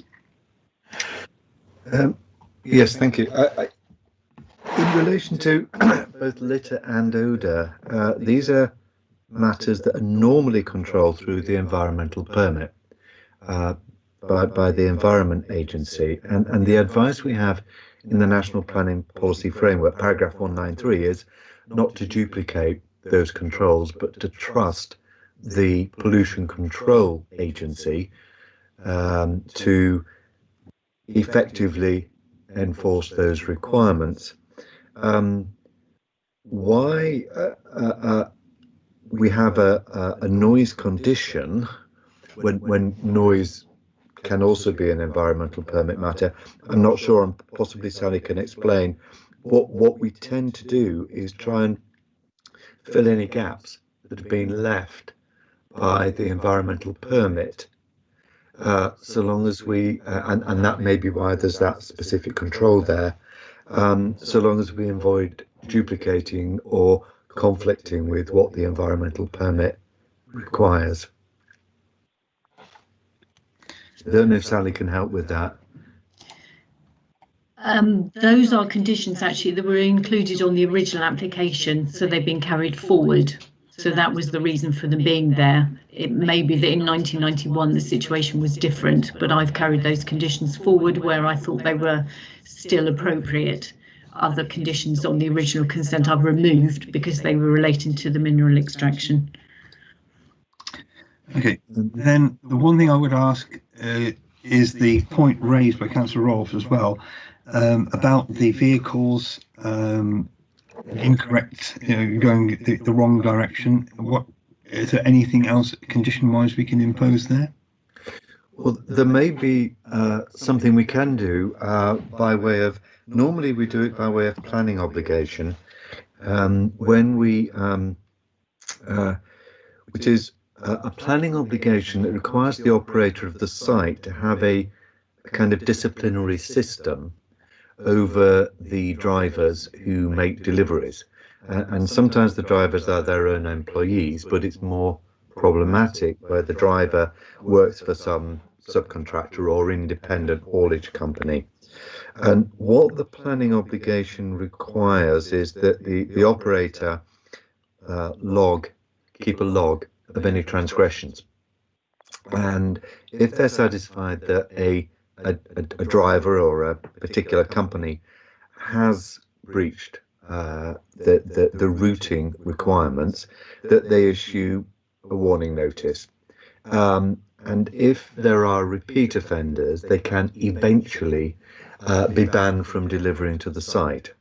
Now, I know we've imposed planning obligations of that kind in the past. I've not heard of them being unsuccessful. Sally or Matthew may be able to comment on that.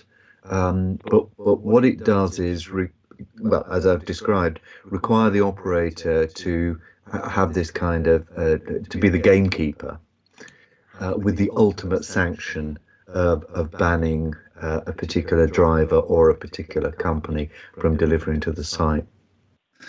Okay, so what you're basically saying is it's down to the operation of the site as opposed to something that can be an external, something we can do externally. Yeah, because some of the deliveries are being made by people or businesses that are not employed or under direct control. The only sanction that the operator has in the end is to say, look, you can't use our site anymore.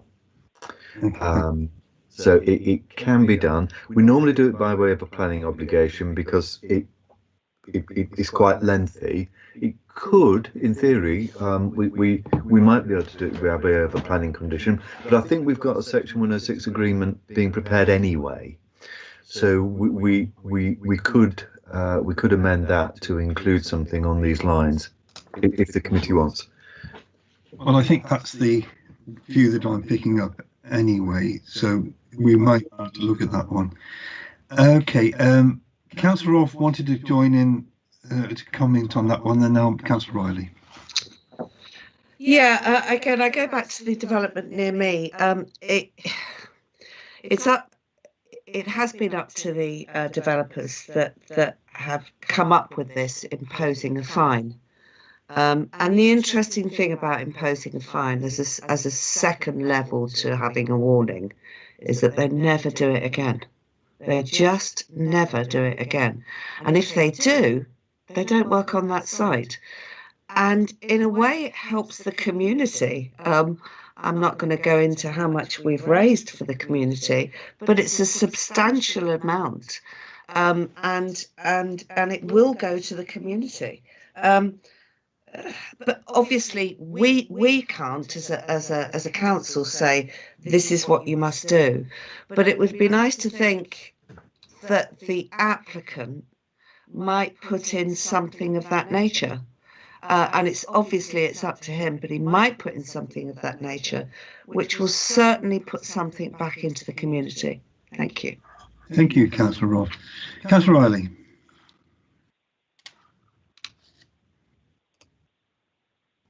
Thank you, Chair. Oh, there we go. I mean, judging by the consultation responses from all of the statutory consultees, then clearly there is no objection to the application going forward. But it's just to pick up really at Kate's point as well, that while the statutory consultees don't have a problem, it's clear that the residents do have an issue.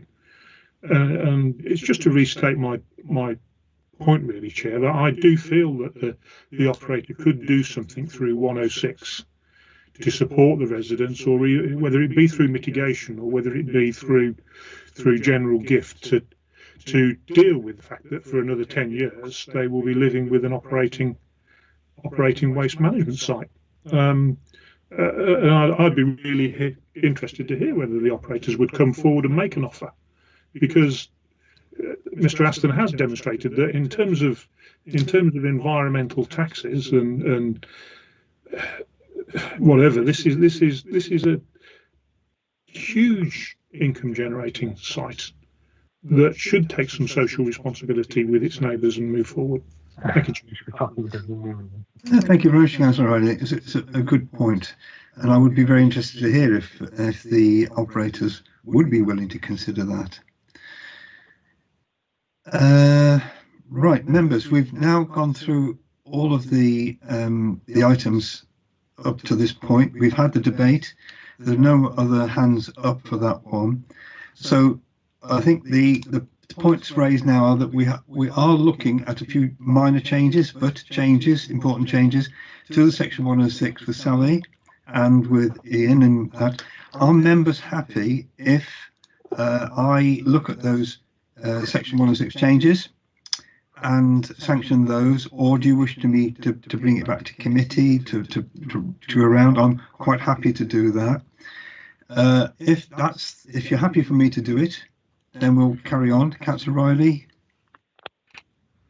Thanks, Chair. I'm happy for you to do it. I'd be grateful if you could keep me updated on any progress you make. Yes, but clearly, I've got complete confidence in your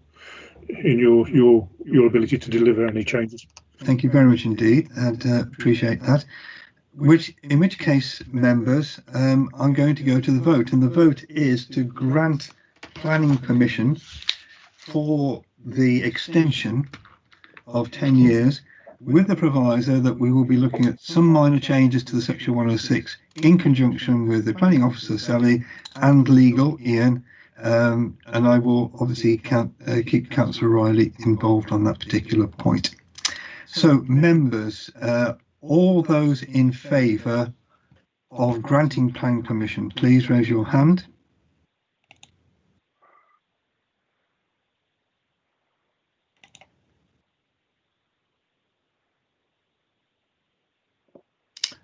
Helen, are you monitoring? I've got 1, 2, 3, 4, 5, 6, 7 hands raised. Chair, I don't think your hand's raised. Wait, it was. Chair, it's Councillor Phillips. I've raised my hand, but it hasn't come up on the screen. Would it be easier if I just went round and we did it? Yes, please. Obviously, I'm struggling a little bit as well. So yes, please, Helen. That's okay. So if I just call out each member's name and you tell me if you're for or against, is that okay? Yes. Okay, so Councillor Cargill. For. Councillor Cook. For. Councillor Parry. For. Councillor Phillips. For. Councillor Riley. For. Councillor Rickards. For. Councillor Rolfe. For. Councillor Simpson Vince. For. Councillor Warwick. For. And Councillor Chris Williams. For. That's unanimous. Well, you haven't asked. Oh, I beg your pardon, Councillor Gifford. I don't know why you weren't on my list. Councillor Gifford. Looking at the membership thing, it hasn't actually got me down, but I am on. I can see you, Bill. Yes.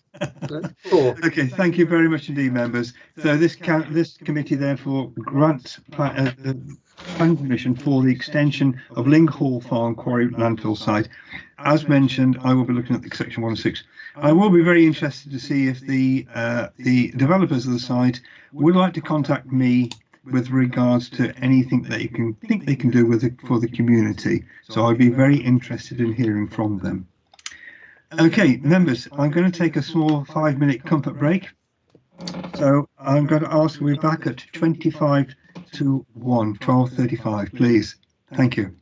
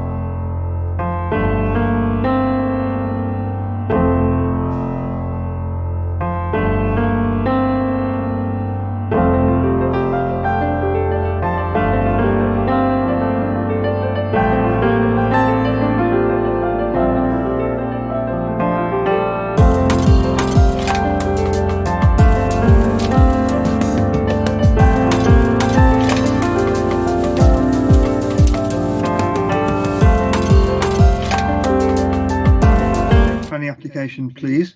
Can we just restart the live stream, please? Oh, sorry, yes, please hit Carl to start it. Thank you. Thanks, Carl. It's done. Thank you very much. Right, members, the next planning application is SDC/20C M008 Edge Hill Quarry, Edge Hill, and the presenting officer is Matthew Williams. Matt, over to you. Good afternoon. Can you hear me? Yes, we can. Thank you. As you say, this application relates to Edge Hill Quarry, which is at the southern end of the county in Stratford District. We do have the applicant's representative, planning consultant Stephen Rice, with us if there's any technical questions come up, but we don't have anybody specifically speaking against the application. Right, I'm hopefully sharing my screen with you. Yes, you are, Matt.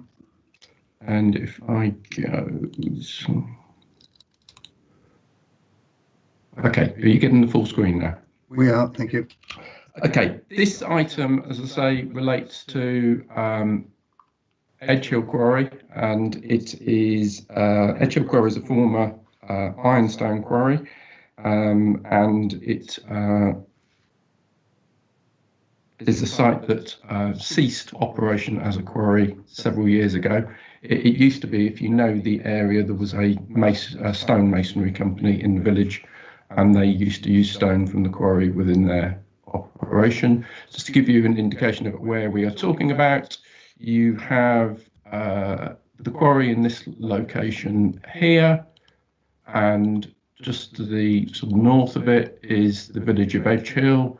Then you have the village of Rackley that make up one parish council. And just so if you know the area at the southern end here, we have Upton House, which is a National Trust property. You will note from the aerial photograph, it's a rural area. It's open countryside, rolling open countryside, I'd say, and agriculture is the predominant land use. The application before you is one that seeks to vary conditions on an existing consent relating to a secondary aggregate recovery operation. As I say, operations ceased at the site in terms of primary mineral extraction a number of years ago, and the site has remained unrestored for a number of years. The current owner of the site has in recent years sought to reprocess the mineral within the site or the stockpiles of overburden left after mineral extraction in order to extract any mineral that remains to create secondary aggregates and to extract stone from that. Planning permission was granted originally in 2018, and that was a time-limited planning permission to allow the recovery operation to take place.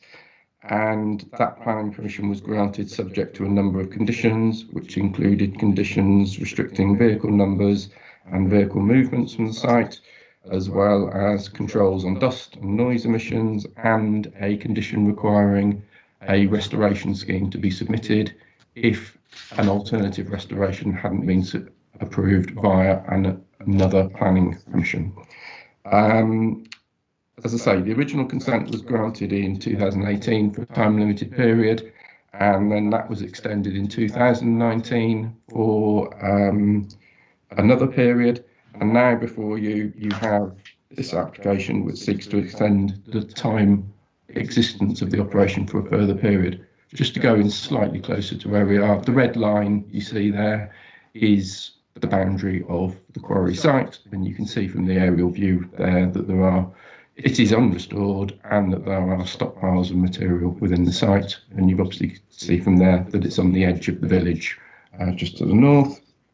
The reasons the application has come before you to extend the life of the operation are, I suppose, threefold really from the applicant's point of view. In essence, as they've been working through the material, they've discovered that there was more recoverable material than they initially thought. Going back to last winter, the very poor weather and the wet weather, I think, hampered operations, and clearly we've had an unusual summer where operations have not really been taking place. So the reprocessing activities are not complete, and thus they wish to seek an extended period to complete those works. So the extension that they're seeking is to continue the processing of the material up to 31st of March 2021. They seek a further period until the 31st of November to complete removal of that processed material from the site. And then in terms of the condition that relates to a restoration scheme, they seek an extension until the 31st of November 2021 to allow submission of a scheme. As I've indicated, this is obviously an application that seeks to extend the processing operation. This is one of two applications that are with us at the moment for consideration relating to this site. The second application, which we are considering at the moment and will come before you for determination at a later date, relates to proposals relating to restoration and after use of the site. So that proposal is seeking consent to infill the site and to restore the site to substantially a nature conservation and sort of biodiversity habitat, but with some leisure use as well on the site. As I say, that is currently with us for consideration, and it will be coming before you for determination at a later date. The site, as I say, is in a rural location on the edge of a village, and this area falls within the Cotswold AONB, and it's the northern end of the area of outstanding natural beauty. As I say, it's a process that has been approved previously, and this is an extension of time that's been sought. In terms of policy, recycling and reuse of aggregate and mineral waste is a positive and is supported by policy, and therefore that is where in part it gained support in the past. In terms of the AONB is a policy objective to conserve and enhance landscape qualities and scenic beauty, and the sort of thought process in the decision making previously was that this is an existing quarry, it's an area of land that clearly has been subjected to mineral extraction and has remained unrestored. So an operation that sought to reuse the materials that remained within the site was considered to have no greater impact in terms of that impact on the AONB. Clearly, other policies seek to protect residential amenity, and as I said, the original planning consent included conditions which sought to relate vehicle numbers and movements, also sought to control dust emissions and noise emissions from the site, and also included provision for a restoration scheme if an alternative scheme wasn't approved. Just to show you the plans that came with the original application, as I say, that's the red line around the quarry site itself, and that's the plan just to give an indication of how the site would be worked. So there's stockpiles within the site, and there's a plant and machinery operated within the site, and I'll come on to photographs that show how the operation takes place within the site. In terms of residential amenity, when operations started on this site back in 2017, it was something that did cause concern locally because of a noise issue resulting from the operation of the plant and machinery on the site. And that's really how it came to our notice that operations had commenced on the site. The problems were resolved, and it was a piece of plant and equipment that I think had needed maintenance and had bearing problems. Subsequent to that being resolved, it would appear that we've had substantially operations without complaint on the site. That said, you'll note from the report that we do have observations and objections from local residents, which number 17, and the two local parish councils also raise concerns and objections to the proposal. They, I suppose, centred largely around amenity concerns, and again, it's vehicle movements, noise and dust that are raised. In terms of the operation, which again I'll show you the photographs in a second, the proposal is a low intensity operation, And certainly the times I visited the site, it's literally been one operator on site working through the material and processing it. And the existing planning permission, as I say, restricts vehicle movements and numbers to 10 per day. I've also indicated that since back in 2017, when there were noise complaints, I'm not aware there have been specific complaints about the operation that have come directly to us. That said, clearly the local residents are raising concerns through their representations. I'm not saying in any way there haven't been impacts. I'm just saying that in terms of our consideration of the proposal, we've not had specific complaints relating to operation that we've had to investigate. If I take you through some photographs now, just so you can see exactly how the operation works. These are photographs I took back in May 2019. If I go through them, you'll see the nature of the materials they have on site and the type of plant and machinery that were used or are used on the site. You'll see that there are piles of material like this around the site that are unsorted, and then as they process it, you get a variety of materials created, down to aggregates that can be used sort of as crushed material in building projects, to larger pieces of stone that they are seeking to get some value out as building stone, and I'll show you a bit more of that shortly. So these are just the photographs I took back in 2019, which I can come back to if you've got any questions. As you'll see, it's a void that is sort of low-lying within the landscape. It's about 5 to 8 metres deep. Around the boundaries there are hedgerows and vegetation which largely screen the site. And then as we go into my most recent site visit, which was August of this year, you'll see again the materials, they're partially processed, but there are still materials on site to be processed and removed from the site, as you can see from these photographs.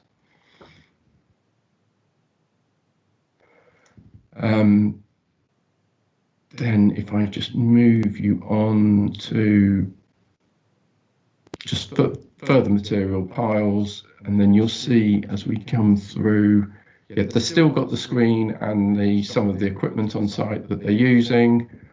Back in August when I visited the site, they were actually processing material. As I say, again, it was literally one man running this machine and loading the material into it using this plant and equipment. So that material goes out as sort of fine sands and aggregates. And then the larger piece of stone, you'll see here, they've been managing to get some value out of and using it and selling it as building stone, which can be reused obviously in local building projects. Interestingly, this was the previous operator's waste material from their mineral operation. The current landowner is finding obviously value out of. And if I take you on to the site entrance, this is at the sort of southern side of the village. That's the entrance into the site. Certainly, the village is along the road in this direction. Coming the other way, you're going down towards the A422 and towards Upton House. Certainly, from the day I was there with the photographs, the markings on the road indicated that vehicles were going in the right direction, avoiding the village. Again, I'm not saying that all were doing that. Certainly that's what I was seeing from the road markings. And this is again just looking at the site frontage and just from the other direction.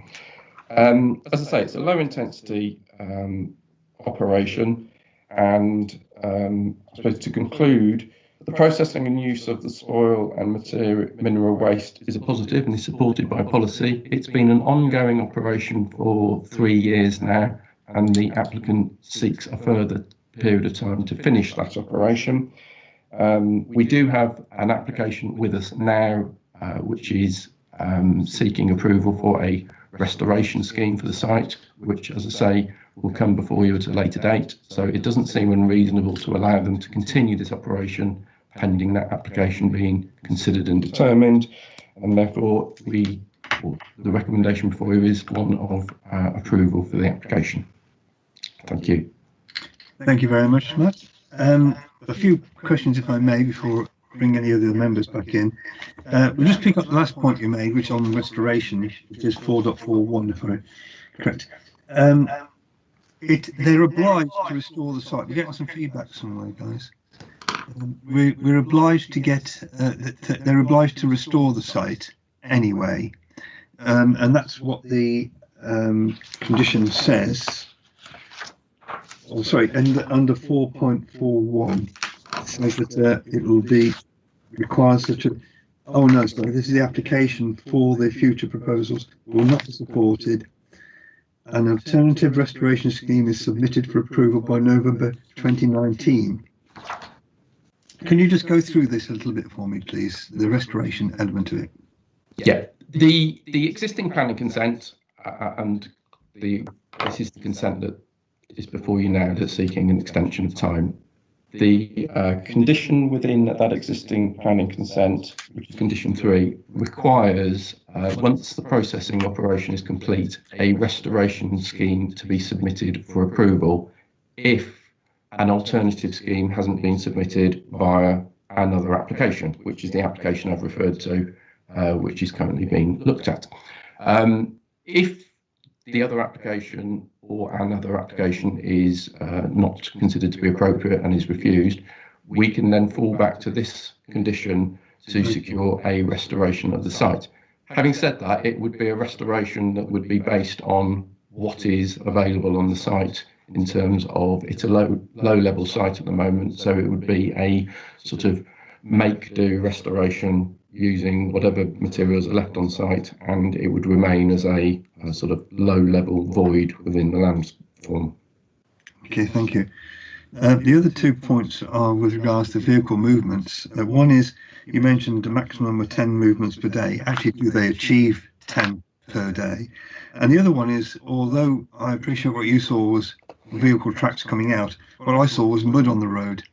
And I'm just looking at wheel washing. How are they going to stop putting mud onto the roads? Okay. There is a condition within the planning permission which, if you're minded to approve it, would be repeated, which restricts, and that is condition 7, restricts HGV numbers to 10 per day as a maximum. Now, I couldn't tell you actually if they meet that number. I suspect it's possible. You know, it's going to be one of those things that varies day by day depending on what orders they have and where materials are going to. Certainly, on the times I visited the site, I have only ever seen very limited activity. Again, clearly, I'm not there every day. And in terms of the condition of the highway, there is a condition 9 that no mud or debris should be deposited on the highway, and there is a requirement for wheel washing facilities to be provided.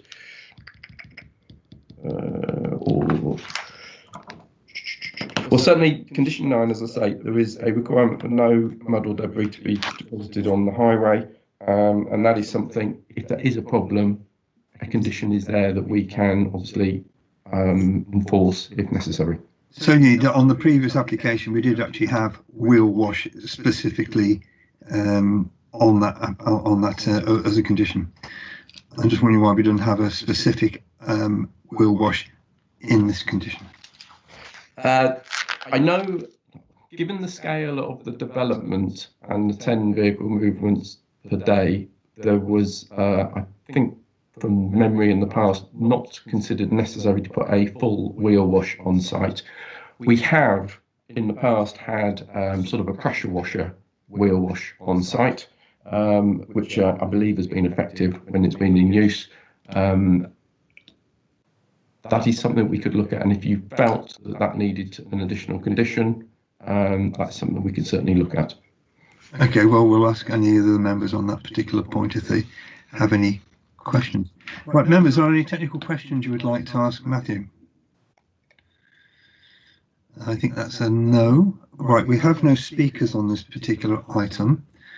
Therefore, I will, if no one wishes to speak other than that, let's go into debate. Members, do I have any people who wish to discuss this application? Councillor Williams, you're muted at the moment.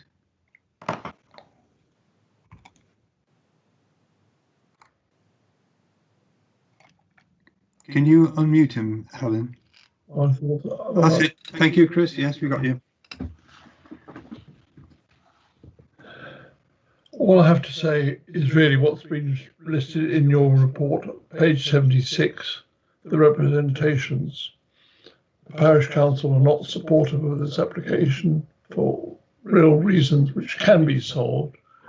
I have to say it's a one-man band, this operation. It's not a team of people working there, it's one man. He crushes the stone, loads the lorries. But one of the great problems is one lorry, it might be one a day. When that trundles through, they don't always head out for the 422. They go easier to go through the village. Now, Ratley is a narrow village, it's a historic village, and the buildings are historic. And there has been a record of all these lorries passing through. They used to make complaints, but nobody took much notice about it. And so that's become very much a problem they've been faced with. But it's the fact that nothing changes. Now here we are, they've had it for 4 years.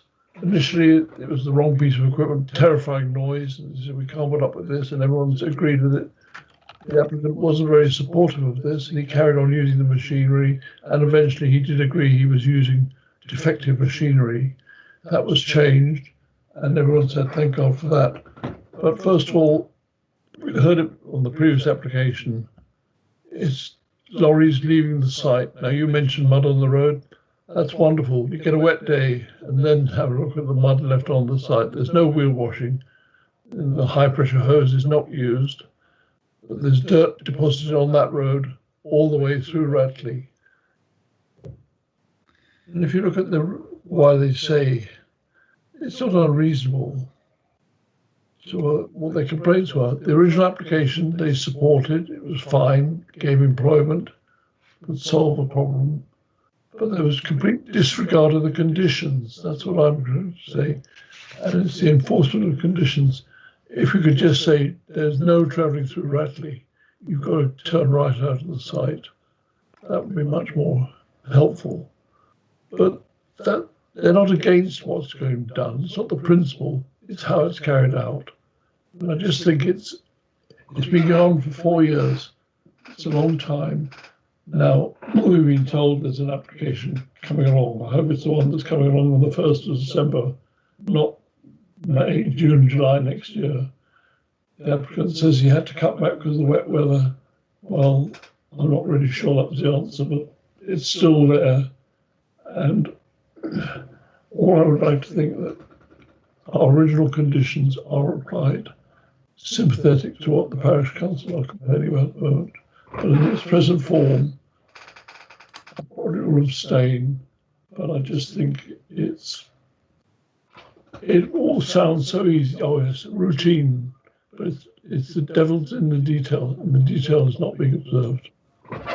Okay, thank you very much, Chris. I appreciate that. Well, okay, I'm picking up a couple of the points there. What I mentioned about wheel washing, I will ask now Matthew on that particular point if we can enhance that particular one. But your other point is something I just thought of as well, is we could ask for a condition, say that signage, no HGVs turn right out of the site. And again, I'll ask Matthew to comment on that, or Ian perhaps. Okay, in terms of the condition of the highway and mud on the highway, condition 8, which we'd be seeking to repeat, there was a scheme submitted back with the original permission, which included measures to clean vehicles before they leave the site, and condition 8 links back to that.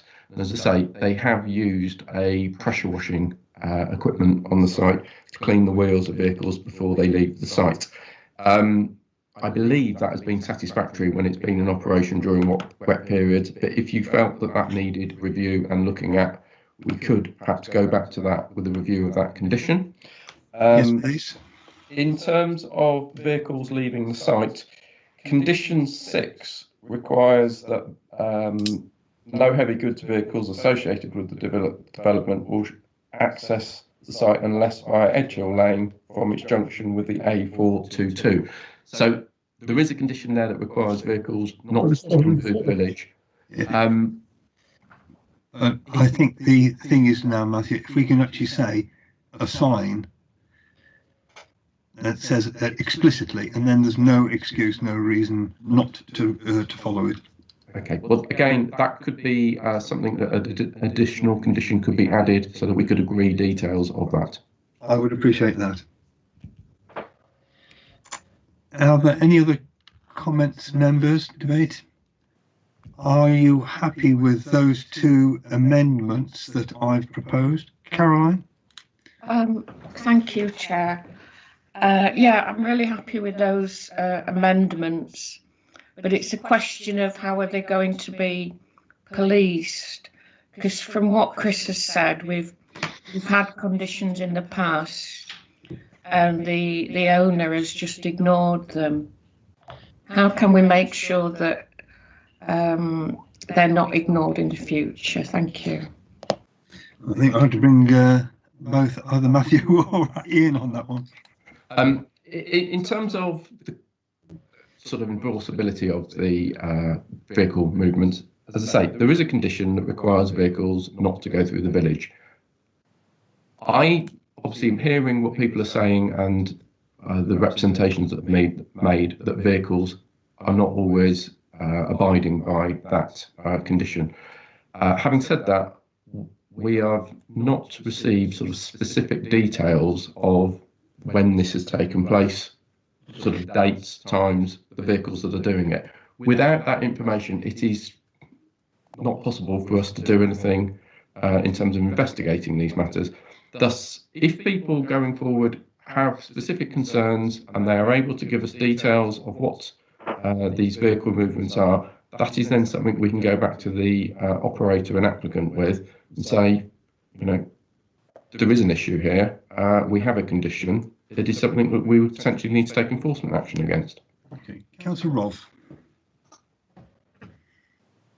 Yes, thank you. I mean, I'd go back to my site. That's exactly what we have. We have 3 residents that very quickly take photographs of lorries going the wrong way. They send it to me and the enforcement officer at the district council, and that is then sent to the developers. Now, if Chris, as the local ward member, you know, knows a couple of people in the village that are willing to, you know, take those photographs. I tell you what's interesting is that as soon as some of these lorries see people take photographs, they know they're doing wrong and they don't do it again. So it is actually quite a useful thing to do. But you will get those that will just constantly flout it. And they're the ones you need to contact. So if that could be done, Chris, in any way, that those photographs can be sent to you and then you can send them to the applicant and say, this is what's happening. And then it's really up to the applicant. I don't think we can't put a condition on it. Well, we can, because we put a condition going through the village. But if it happens, then it's up to the applicant to take very, very strong action, in my opinion. I'd be happy to organise that. I know there are many volunteers in the village who would sit there with a notebook and write every number down. Next week, see the pictures. And the important thing is to get the number plate, because then the applicant can check whether, you know, that it's true that they were there. I mean, I know it's different because you're only getting, you know, up to 10. I mean, my site's getting up to, you know, 50, 60 every 2 hours, you know, but anyway. It's a good thing, and the neighbours, the community will enjoy doing that, only if they know there's going to be a response. Yeah. There's no good relationship between the applicant and the village. It's very poor, so that would strengthen that for you. Excellent. Okay. Principle. The village is not against the principle. It's just how it's being conducted. Okay. Well, I think we've got something in place here, and let's move that one forward. So I think if you can talk to the parish council about that one, or your residents, and ask them to do that, and I think we can probably start to clamp down a little bit on any incorrect vehicle movement. Right, members, I'm now happy with what we've proposed, and the changes to 106, again, they'll come back to me and I will go through those if you're happy with that. I would now like to go to the vote, if I may, please. And the vote, if I can find the is the Chair, Ian Marriott's got his hand up to oh, speak. sorry, thank you very much, Ian. Sorry, it's only 3 seconds ago I put it up. Just a quick suggestion. I think looking at the conditions, there's always difficulty enforcing conditions when they're about off-site vehicle movements. So could I suggest that we look at the condition, and we can agree with your chair as with the other application, to ban left turn movements coming out of the site. Right. That can be allied to the sign, because then I think that that's something that we can expect the operator to have more control over.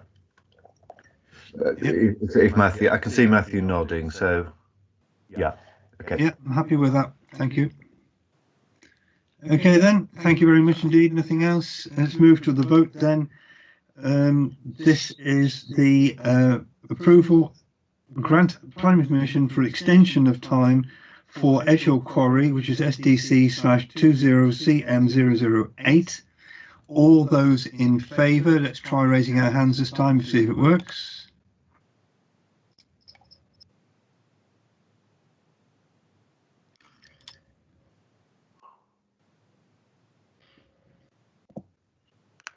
Chair, can I just ask if my hand is raised? Because again, it's not showing on. Yes, I am seeing your hand, Caroline. Thank you.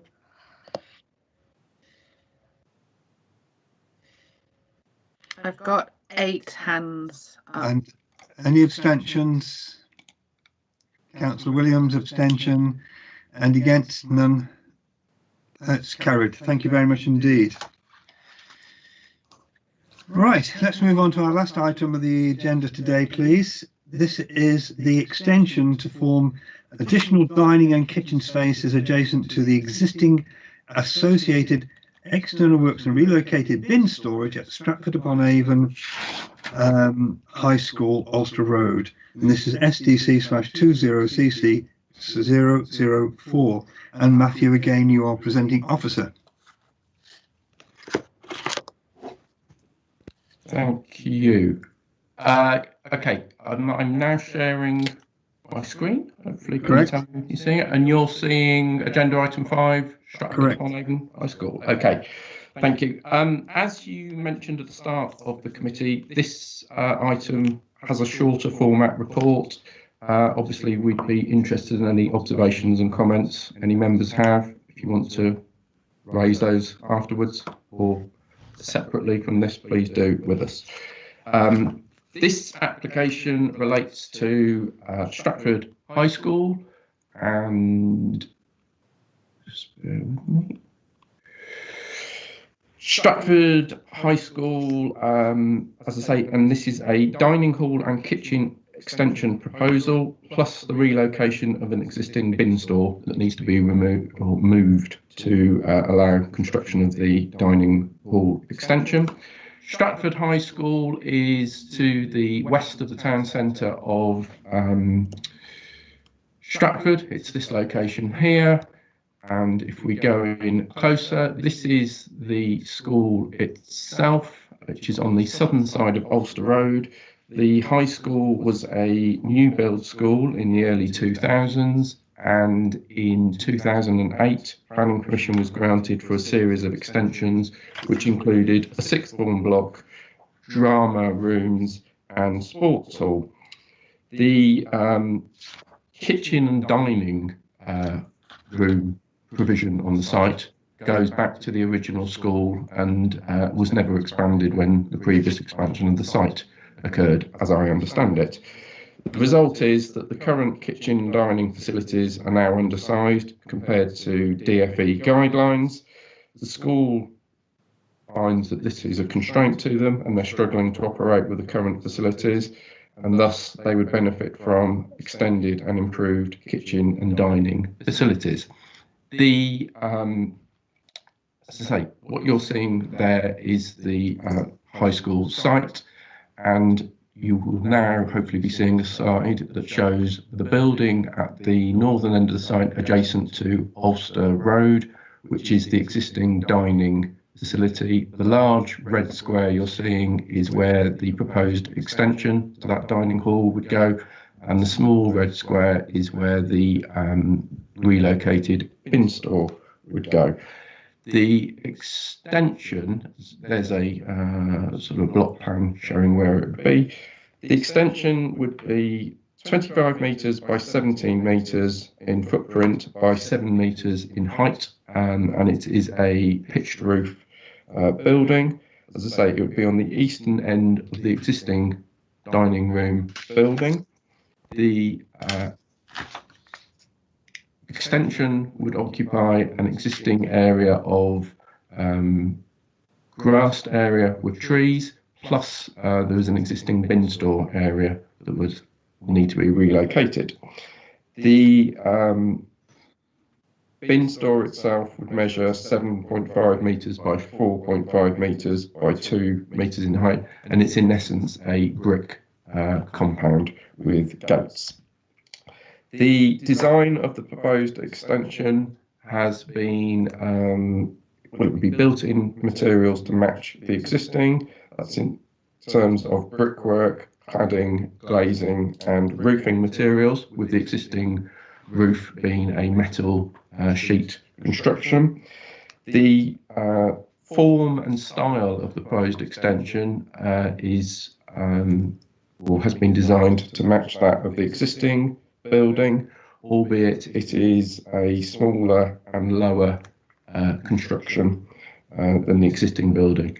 The existing building extends up to 12 metres in height at its highest point at the pitch of the roof, and as I say, the extension would stand at 7 metres in height at its highest point. The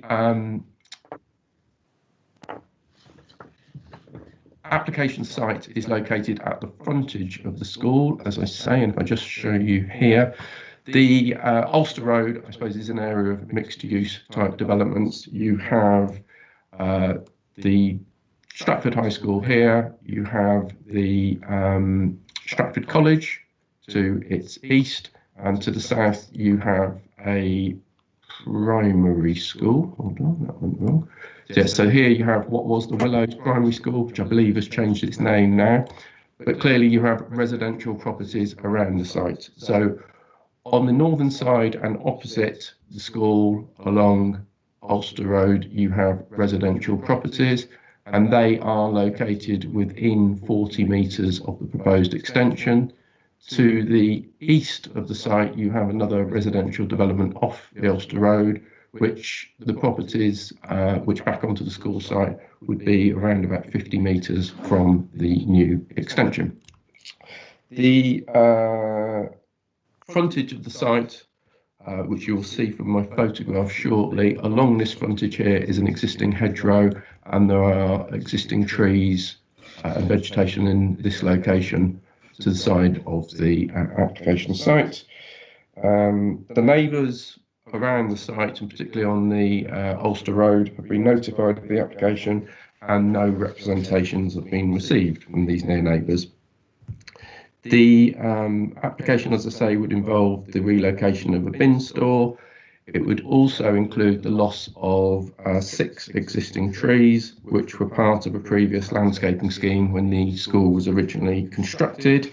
So in essence, it's an amenity area with landscape planting. These are relatively young to early maturing trees, which includes wild cherry and conifers. The application proposes, although it's required that 6 would be lost, the application proposes replacing these with 6 replacement trees. An ecological survey submitted with the application identified that the area of the application site was not of high ecological value and habitat potential, and that there was no significant ecological constraints to prevent the application going forward, or the development going forward. In terms of the trees, an arboricultural survey submitted with the application identified the trees of being of moderate quality, and that's the 6 trees that would need to be removed. The county ecologist has responded, or the response has come in since the report was completed.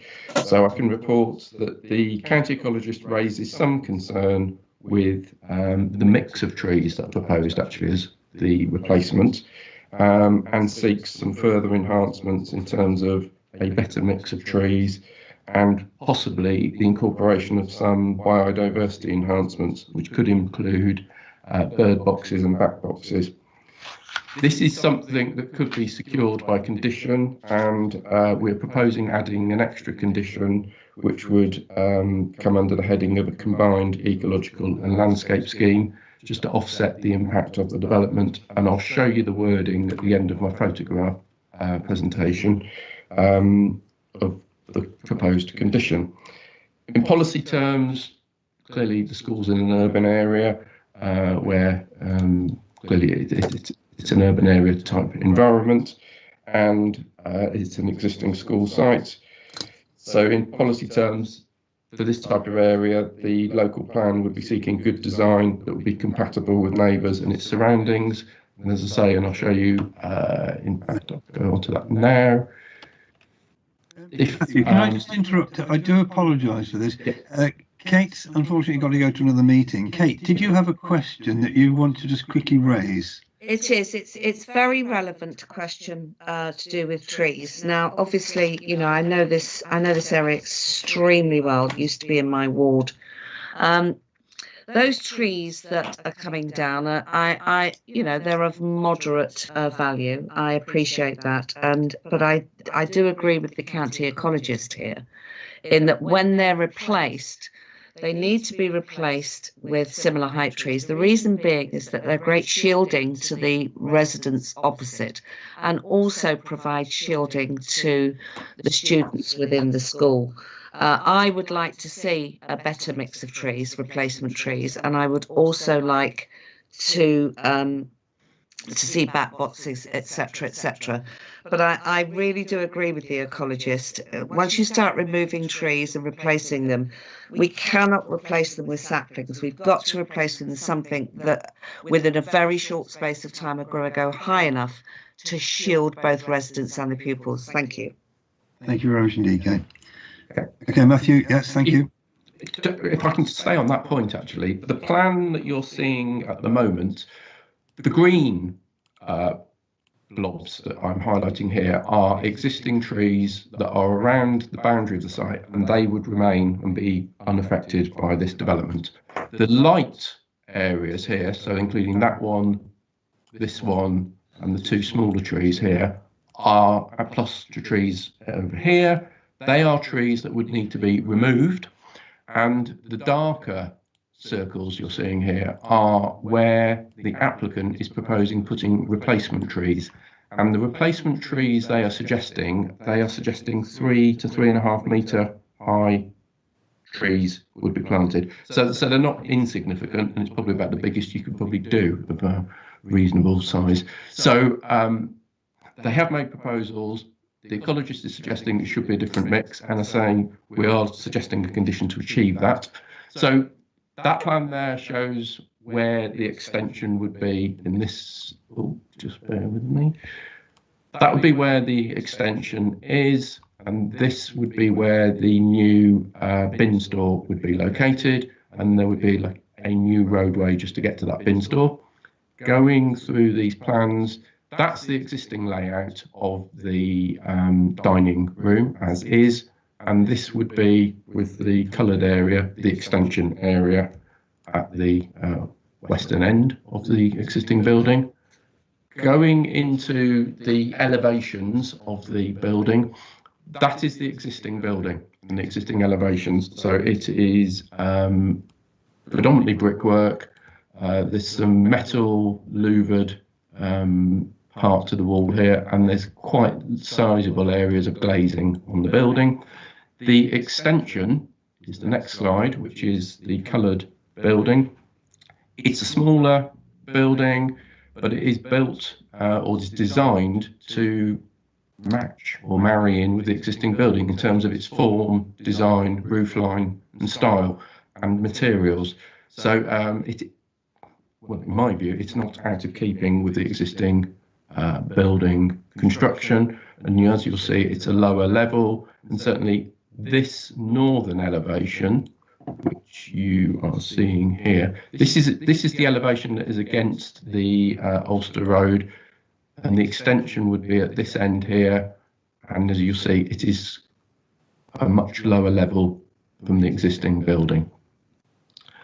This is just showing you the bin store and how it would appear. It's just a brick construction with gates up to 2 meters in height.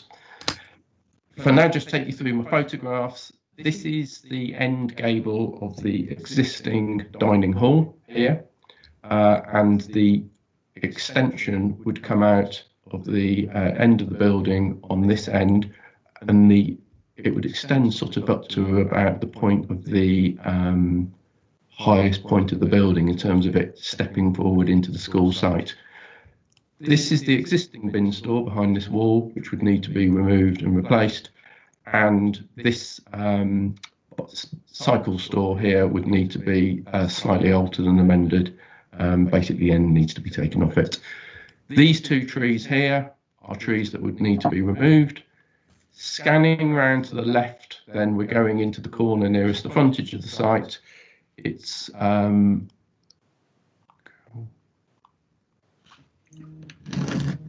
these 4 trees in this location here, which are 2 cherries and 2 evergreen conifers. They would need to be removed, and they were the ones that need to be replaced. But you're seeing from here that there is quite a lot of existing vegetation, and you can't see out onto the highway through that vegetation from this side there. Scanning round, this is just the end of the existing dining room building. This elevation at this corner would remain unchanged. As I say, this bicycle store would need to be altered. And then you'll just see, as you scan round into the remainder of the school, or the rest of the school, you can see the type of materials that it is built of, which is the mix of wood cladding, brick and glazing. And then this is just looking back at, this is the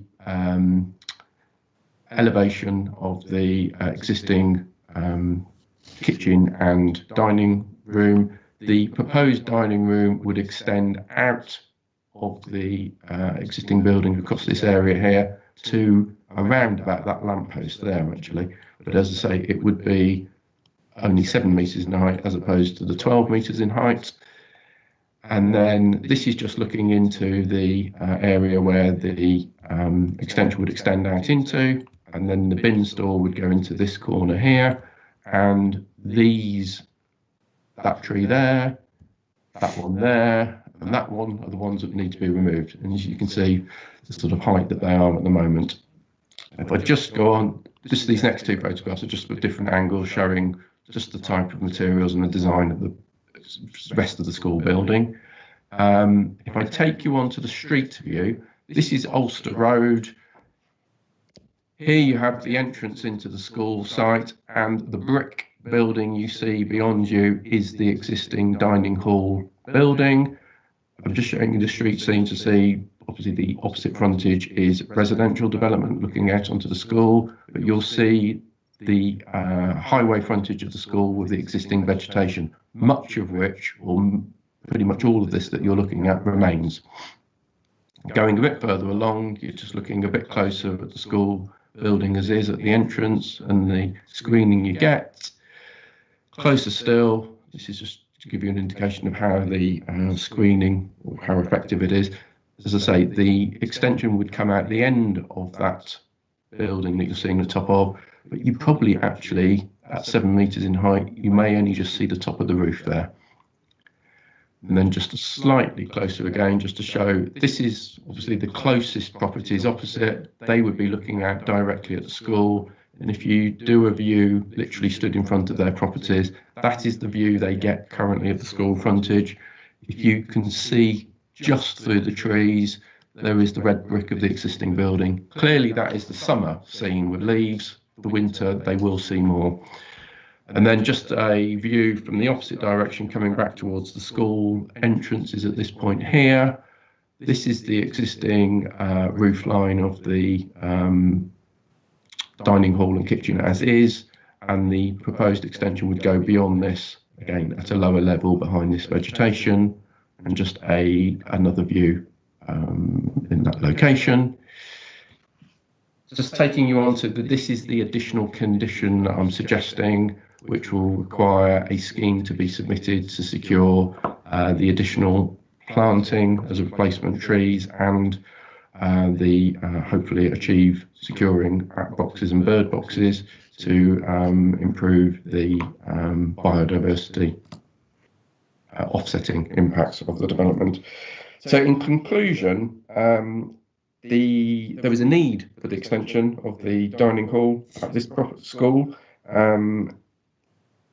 It is proposed to locate it next to and as an extension of the existing, which is a logical extension of the facilities on the school. The design and style and form have been presented to match the existing, albeit smaller in scale, and you might say subservient to the existing school building. It's well screened behind existing belt of screening along the school frontage, and it is considered that it will have no greater impact than the existing school buildings. And subject to that additional condition, it is recommended for approval. Thank you very much indeed, Matthew. Right, are there any technical questions? I should just add that Councillor Robb has had to go, but she has no more comments and she's happy with what has been presented as regards to trees. One thing I'd just like to pick up on trees, do we have a policy or anything like this which says if you remove one tree you have to plant two or multiples, so we actually start making people plant more trees if they have to remove them? Is there anything like that? We don't have a specific policy, but I believe it's something that we do try to encourage where schemes come in, that you are replacing more than a like-for-like basis, largely on the basis of clearly you're not replacing existing trees like for like size-wise. It does take time to mature, so yeah, we will seek where possible a greater tree planting number. Okay, thank you. Are there any other questions, technical questions? No?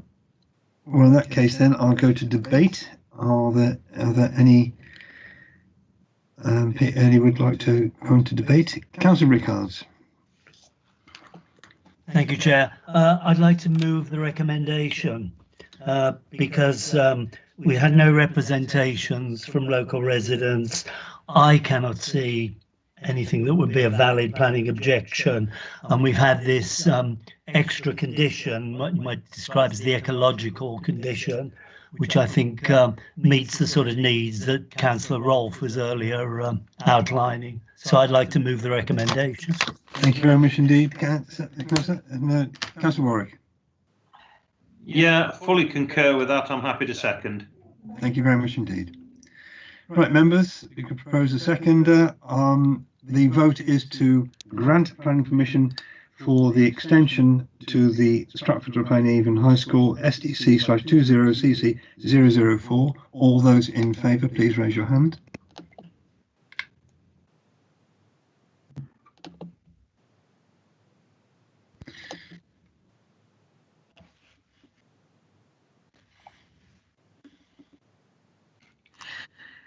Councillor Williams hasn't raised his hand. He has. He's actually physically raised his hand. Oh, sorry, I can't see that one. Sorry.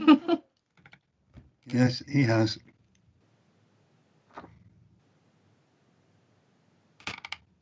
Okay. That's it. Any abstentions? Any votes against? No. Okay then. Then the planning permission is carried. This committee therefore resolves to grant planning permission for SDC/20CC/004. Members, thank you very much indeed. Very interesting discussions. There's a few items to come back to me regards section 106s, but otherwise I think that's it. And thank you very much indeed for all your time. Councillor Cook has his hand up. Yes, thank you. Chairman, we were asked at the beginning of the meeting, because this last item was a short form presentation, for our comments on it. I'm not sure whether where the savings were made on the presentation, because it was a very thorough presentation. I thought the presentation was excellent, but I don't know what was different to this type of presentation to the normal ones, so perhaps somebody could enlighten me. I think it's the amount of paper, isn't it? Yeah, it is about the paper we're saving. Yeah. Well, that's all right. That's fine, but that's fine. That's the reason. My question related to the report itself, which perhaps was a shorter format than you're ordinarily used to, and whether you had any comments on that. No, it was fine. Thank you very much. Councillor Riley? Yeah, thanks, Mark. We spoke previously about the difficulty of looking at some of the applications on the screens, and we were going to see what we could do about it. I mean, I'd not really impacted today, but I did think when Sally was doing the presentation, I couldn't read a lot of the writing, even with my glasses on, that's on the screen. So goodness knows how we get away from that. Whether we can't have the presentations emailed separately. I mean, I've got a huge 28-inch screen in front of me next to this computer where I could magnify them. Well, you did. Well, I think we did mention it, didn't we? Perhaps that's something we need to consider then. Yeah, the slide sets could be sent out in advance. Okay. Okay. Any other questions? I think perhaps we can, picking up Councillor Cook's point, we may be able to think of streamlining perhaps some of the presentations. I'll tell you what we'll do is I'll discuss it with the officers, and then we'll perhaps come back with a few thoughts to the committee members. Okay, that's it for me. Thank you very much indeed, members. Closing the meeting. Thank you. Goodbye.